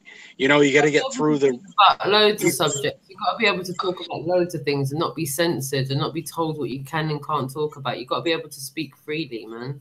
Or what is this? You know? I think I've got an artificially intelligent bug. Oh yeah? I've never seen a bug like this before.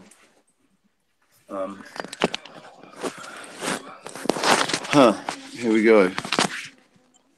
What's going on? I'm having a look at the AI dog. It's not a dog. No? Let's see. Never seen one of these before. Never seen one of these before. It's moving really weird. Where is it?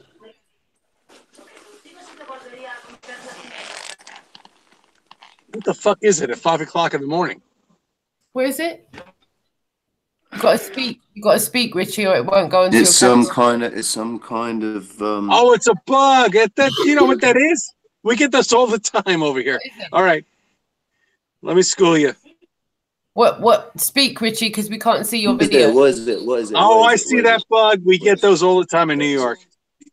What is it? It's a water bug. It's not bad. It's a fly. Yeah, no, and it's a fly and dash water bug. Yeah, we get those here in New York. How the fuck you get out there in New England? That's amazing. That's exactly what we get out here. It's so small, isn't it? Is it injured or something? It's got it's got hair. Yes, it looks like what the hell is hair stuck on it? Yeah, a praying mantis. That's what it is. I mean, that's what they think it looks like, but it's not. But it's actually got the wings coupled in there. We get those here in New York. How the fuck do you have there? But yours is blue. A praying mantis. That is weird. That is just weird as. Weird. Yeah. What the heck, man? I think it's got something stuck on it. I want to help it out. It's creepy as hell, but I want to help it out. You know, the fucked up thing about it is we all live on a plane, so it's not.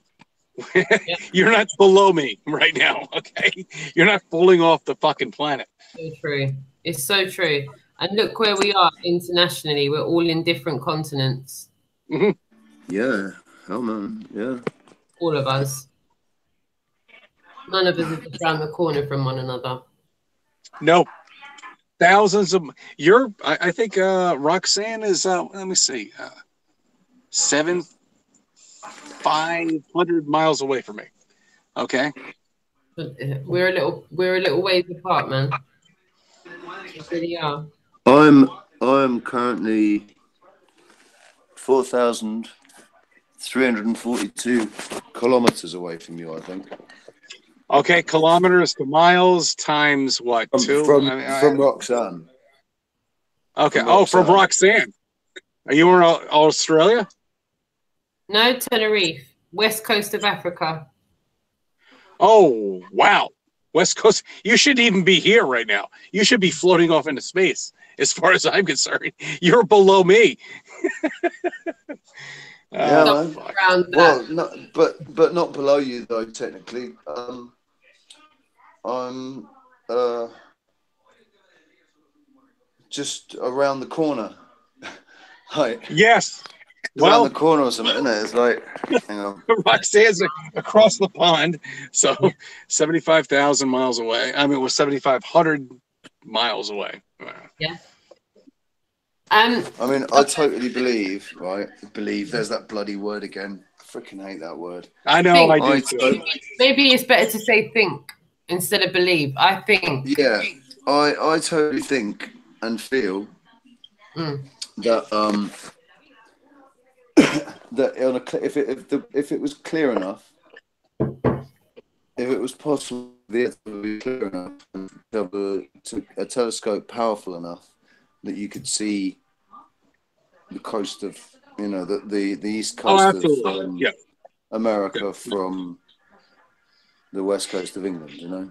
Yeah, but we don't have that because of the haze. I don't think that'll be possible, no matter what happens. I don't think that'll be possible because I think we get to a point of clarity vision-wise. I think we get visually to a point of clarity where we can't see past that point of clarity. Oh, you mean exactly the haze and the storms and all that stuff. I mean, just look out 50 miles away from you. You can't when the storm comes in. No, exactly. We're thinking about that. See the world's strongest telescope that can see way into the so-called galaxy. Are you talking about the Hubble? You're talking about the Hubble? The Hubble. Earthbound massive telescope. So if you look at the flat plane, Lucifer, the International Flat Plane of Existence, biggest known telescope, yeah, that looks up into. That's Lucifer, isn't it? Okay. Now, if they was to use that, I believe that if we didn't have a somewhat barrier of clarity, for all intents and purposes, if that fucker can look into the deepest, darkest parts of the so-called freaking universe, do this with it. Look, they should literally be able to do this with it. Wind it down a bit. Wind exactly. It down a bit. Zoom in onto the and look to the nether regions, so to speak. You know, look out to the nether regions and see the event horizon. The last point of known point of view. If it can look that far into the universe, sure enough, it can look all the way to horizontally to the firmament or to the barrier or to, you know, whatever they don't want us to see. As soon as you think about the realization of them doing that and looking as far that way as they can see, what do you reckon they're going to see? Why are they always looking that way with them? Why are they always looking that way when slyly they're looking that way? I think they are. Well, do you know about Santilli? Do you know about the Santilli telescope? Have you heard about the Santilli telescope? No. I think it's the Santilli telescope, right? Telescopes are made with convex lenses, right? Traditional telescopes, the Newtonian telescopes, are made with convex lenses. All of them, yeah. But his is a twin telescope, like it's two lenses parallel to each other, but they're convex, not concave, right? And they were doing some testing, and they because of the testing, they lowered the scope right down over the city, and they detected, they call them ITEs, and they are recognized ITEs, which is invisible terrestrial entities. Oh, those bastards! Fuck. Great. That's beautiful. It's energy. It read energy signatures. Wow. That's what it looks like. It looks like energy, right? Who knows what else they'll be able to see with that, because it's meant to be the best, the clearest focus can be done with this Santilli telescope, because it's a concave lens instead of convex. Oh, it gets over a lot of issues that the concave lens has. I might look into that. Thank you for that little heads up. It's all the fish. What? I'm sorry. I just want to add a little thing in there. It's all the fisheye lens has been taken over every freaking camera. Okay, it's all fisheye lens. That's what it is, and it's all the such GoPros. a shame. All the GoPros, That's why those videos are the ones that they send up on the weather balloons that don't have the fisheye lens. They're all on. fisheye fucking lenses. I mean, it's ridiculous. I remember the first time I saw some footage of them going up, and it was with a fisheye lens. Yeah. Right? I sat there and thought, hang on a second. Yeah, exactly. How does that? You can see, and this is years before I thought about that it being a flat Earth. This is years before I thought about being a flat Earth. This is like 2004. How is it concaved? You know, on the fucking Earth. How does it go concave and then flat makes no sense. and then convex? And oh, come on. Hang on, man! I mean, it was so extreme. It was so fucking extreme. So you can imagine how it's bending everything, and every fucking lens that's been sold now, as far as I'm concerned, is all the fucking fisheye lens. Everything. It sucks. I'm sorry. Yeah. Well, I don't know if you sent your iPhone up there, if you sent an iPhone X up on a weather camera, what sort of picture that would take? You know what? I think my camera on my phone is not a fisheye lens. As far as I know, I mean, I have no idea. I can show you right now. They're not fisheye lenses on cameras, I don't think. No, I don't think they're fisheye lenses on the. I think that it's only on the. I think the fisheye lenses are only on the action cams. You know, the GoPros and the. GoPros are all fisheye lenses. Everything you buy from Walmart or all that shit. You know, I mean, it's all fucking bullshit. I mean, I can't believe that people don't see this shit. I mean, it's unbelievable. It's unfucking believable. They don't see this. It really is.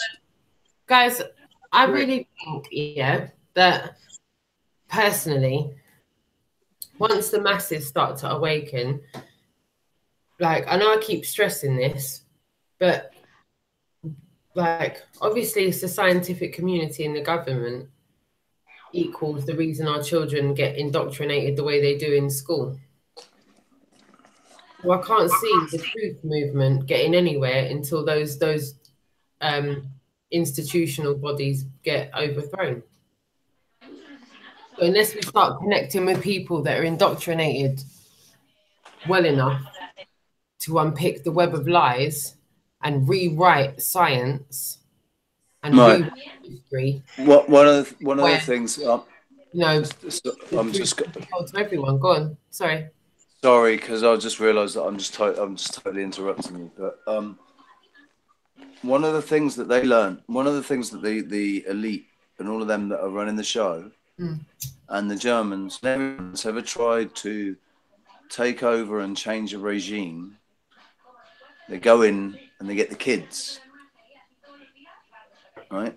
And that's what the elite have done, and the Freemasons have done, and the Jesuits have done. They've gone in at the education level with the kids, and that's how all indoctrinated. They put a globe on the desk, and when you're 3 years old and you go into play school for the first time, you know, it's this is where we live on this globe, and this is you here, and look, there's the Australia underneath, and did you know that Australia is not the lowest continent anymore? It's not the land down under. It's actually New Zealand. It's the land down under now. Did you know that? Mandela. Yeah. Because I remember in my reality back in the 90s, it was between 12 and 3 o'clock. It was between 12 and 3 o'clock above Australia. Yeah, and it was near Japan. Yep. But you always had to go. You always went to Japan before you went to New Zealand. Yeah, all the countries have been rewritten. I mean, the U.S.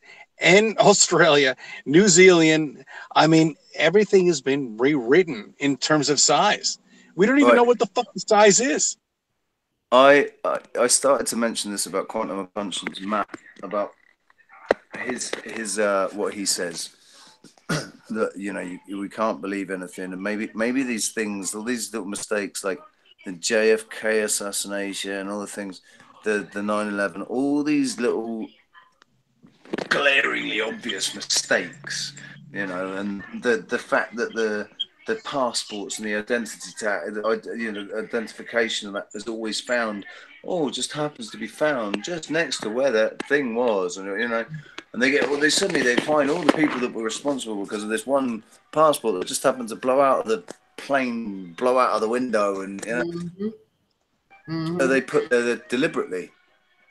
And Max Egan says that all of the things are just put there to distract us, to focus our attention on something else. So it's like they're there for two reasons. It's at the end of the day, it's just for one reason. It's to wake us up. Yeah, they're there. They're there deliberately. Now, whether the controllers put them there deliberately is another thing. We don't know if the controllers put them there deliberately. I just realised my hand was over the camera. No worries. But they're there, and maybe it's our higher selves that have, because the controllers can't. They're just big old egos walking around thinking they're the most important people on the planet, right? Yeah. They're greater than us, and they're more than us. I can't see them having any connection to source, because if they had any connection to source would not be allowing them to be doing what they're doing. Right? They just wouldn't. If they were connected to source, they wouldn't need to do what they're doing. They wouldn't want to do what they're doing. But they've rejected the source, and they're doing it on their own. And this is their kingdom. This is their realm. This is their palace. This is them. This is why they've said that God cast the devil down and said that the earth realm is his. Yeah, because this is their realm. This is their realm of the ego. This is where the ego rules. Right? God doesn't rule where the ego rules. The ego rules, but it's the ego. Well, that's Satan, man. That's Satan here. Satan is just a bloody ego. Well, that's what really disturbs me. Okay. That's my.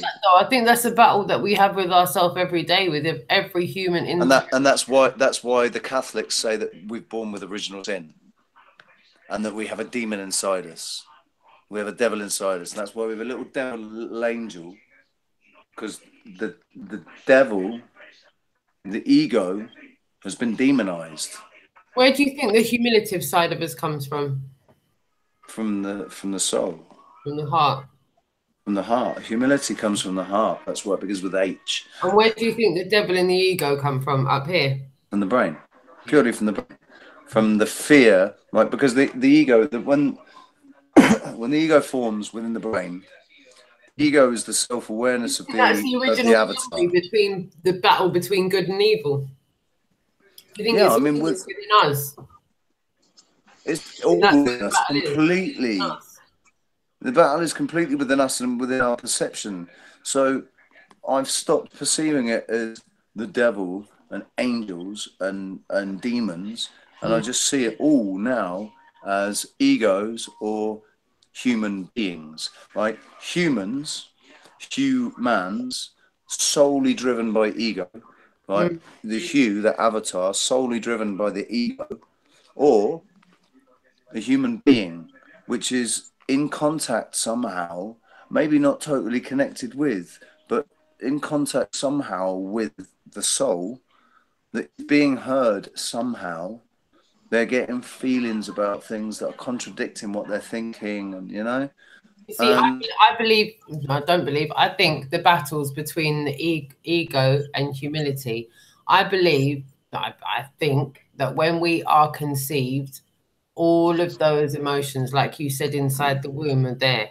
What do you think came first? Like you said, what do you think? The heart came first. The heart is the first thing that grows. So the heart, but what emotion? What was the love catalyst? What was the catalyst for love? So what do you think came first? And this is a question for both of you. What do you think came first? Thinking or thought?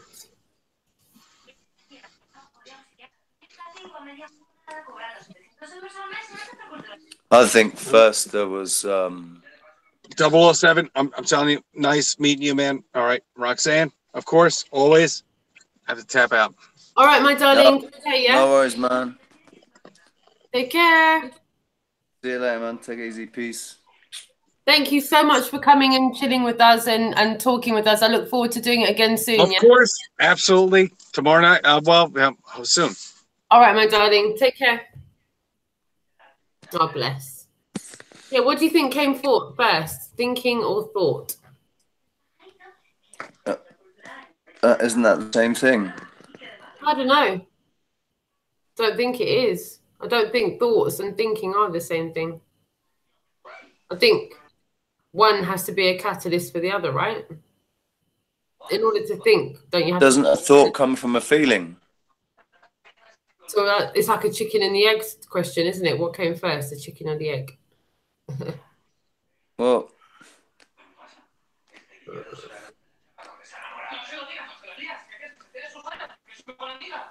is that where that childhood joke?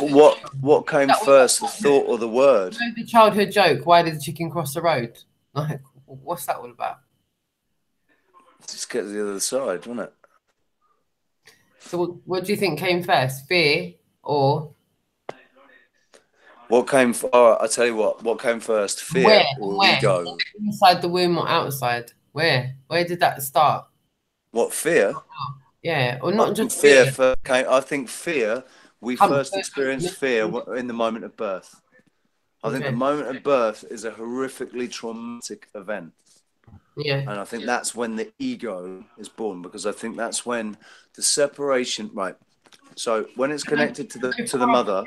Before I forget, my darling, I just want to tell you about something my daughter said to me, which I thought was quite profound, actually. I've never heard it in my life before. She woke up one morning, she said, Mum, I had a really bad dream. And I said, oh my gosh, what was it? And she was like, okay, so I dreamt that when babies are born, the reason they cry is because they're crying for the loss of the life they just left. Mm. Well, they know where they've just come and where they know where they've come from and where they've just arrived. So the cry is a cry out for, oh my God, what is this? Yeah. Yeah. And, I absolutely agree. You said the babies cry because they're upset that they're here and they're not where they were before. And I'm like, huh? They're scared. The womb. And she went, no, mentally, their soul, they're conscious. They know where, at that point when they're born, they know exactly where they were before. And I said, well, what? And she said, well, she went deeper than that. She said the reason they're crying is because more time, they've just passed away and now they're being reborn again. And that cry is a cry out for the consciousness leaving one state and going into another state. She was really, I'm going to get her to talk about it one time because she's specific about it. When I mean she's had this vivid dream over and over again about babies being born and my mum passed away. And she said the dream starts with grandma doing the dishes and then grandma turning around and telling her, look, I've got something to show you. And she was like really close with my mum before my mum passed away last year. And she's very, very specific about this dream that keeps reoccurring over and over and over and over again. It's happened so many times. Like she knows tying up her shoelaces. It's really, that's really interesting, man. I think that, the cries of separation, fear, and separation when the umbilical cord's cut. That's the physical separation from the mother is actually a physical separation from the source. It's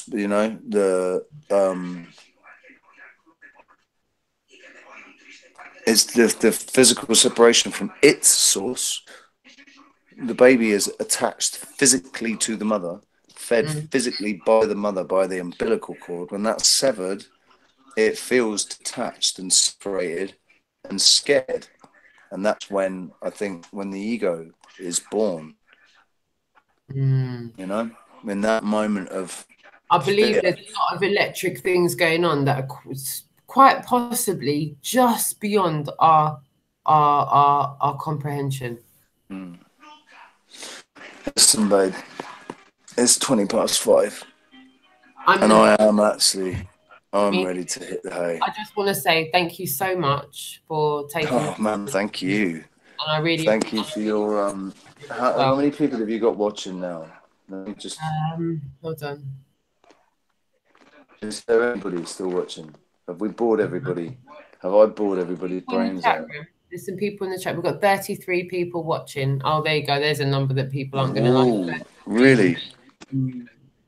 Well, that's pretty cool, man. 33 people watching. We could really get 33 likes. That'd be good. Yeah. I would really love to do this again with you. So another time when you're free and available, let's do this again. Let's pick up where we left. I work for 2 hours a day, all right? And the rest of the time is mine. So I have plenty of time. And we'll work something out and we'll carry this conversation on. What's quite cool is that we're on the same timeline. We're on the same time zone. You know? Because in America, CC is 5 hours behind. So some of the other people I chat to in America are like 8 hours behind. Yeah. There were a couple of people I was talking to in Australia who are 11 hours ahead. Yeah. My auntie in Hawaii is a ridiculous amount of hours behind as well. So it's crazy. Timeline is madness. It's madness. But yeah, once again, I just want to take the time to let all 34 viewers know that I fully appreciate them taking the time out to listen to what we've been talking about. We've been having a public conversation about flat Earth and all other levels to awakening and what that means for our lives and how that's affected our lives. I hope to have this organic conversation again and continue where we left off from today. And the more the merrier as well. If we could get, I think it'd be good if we get other people in on the conversation. That want to come out of the closet and come on here and have a conversation. Concerned Citizen, I see you up in there. Tommy Rogers, I see you up in there. It has to be. I think it has to be people that you know. Yeah. We can't just have anybody come in. It has to be people that you know. Yeah. But yeah, I think it would be really good to have. There must be some of your regular viewers that would want to get in on it. That's what I'm hoping. So I'm hoping everyone would like to come and have organic conversations about the truth and what it means for them and how they think it should get moved forward. It's really important to understand. It's really, really important to understand that just what we've done tonight, right, with the intent behind it, and the fact that we've done it. It's not just that we've intended it. We've done it. We've put it into action, and the whole time, I've got nothing but love for everybody, man, and for what we're doing. Big time. Just that in itself is going to have done something. Hopefully. Not hopefully. It will have done something. I'm telling you now, it will have done something. I promise you. Right? There's no question. Absolutely no question. Because that's how this universe works. That's how we work. If we do something, an intention, we have a pure emotion behind it, a pure positive emotion behind it, and we do something towards that thing, it will make that thing happen. So just what we've done tonight, yes.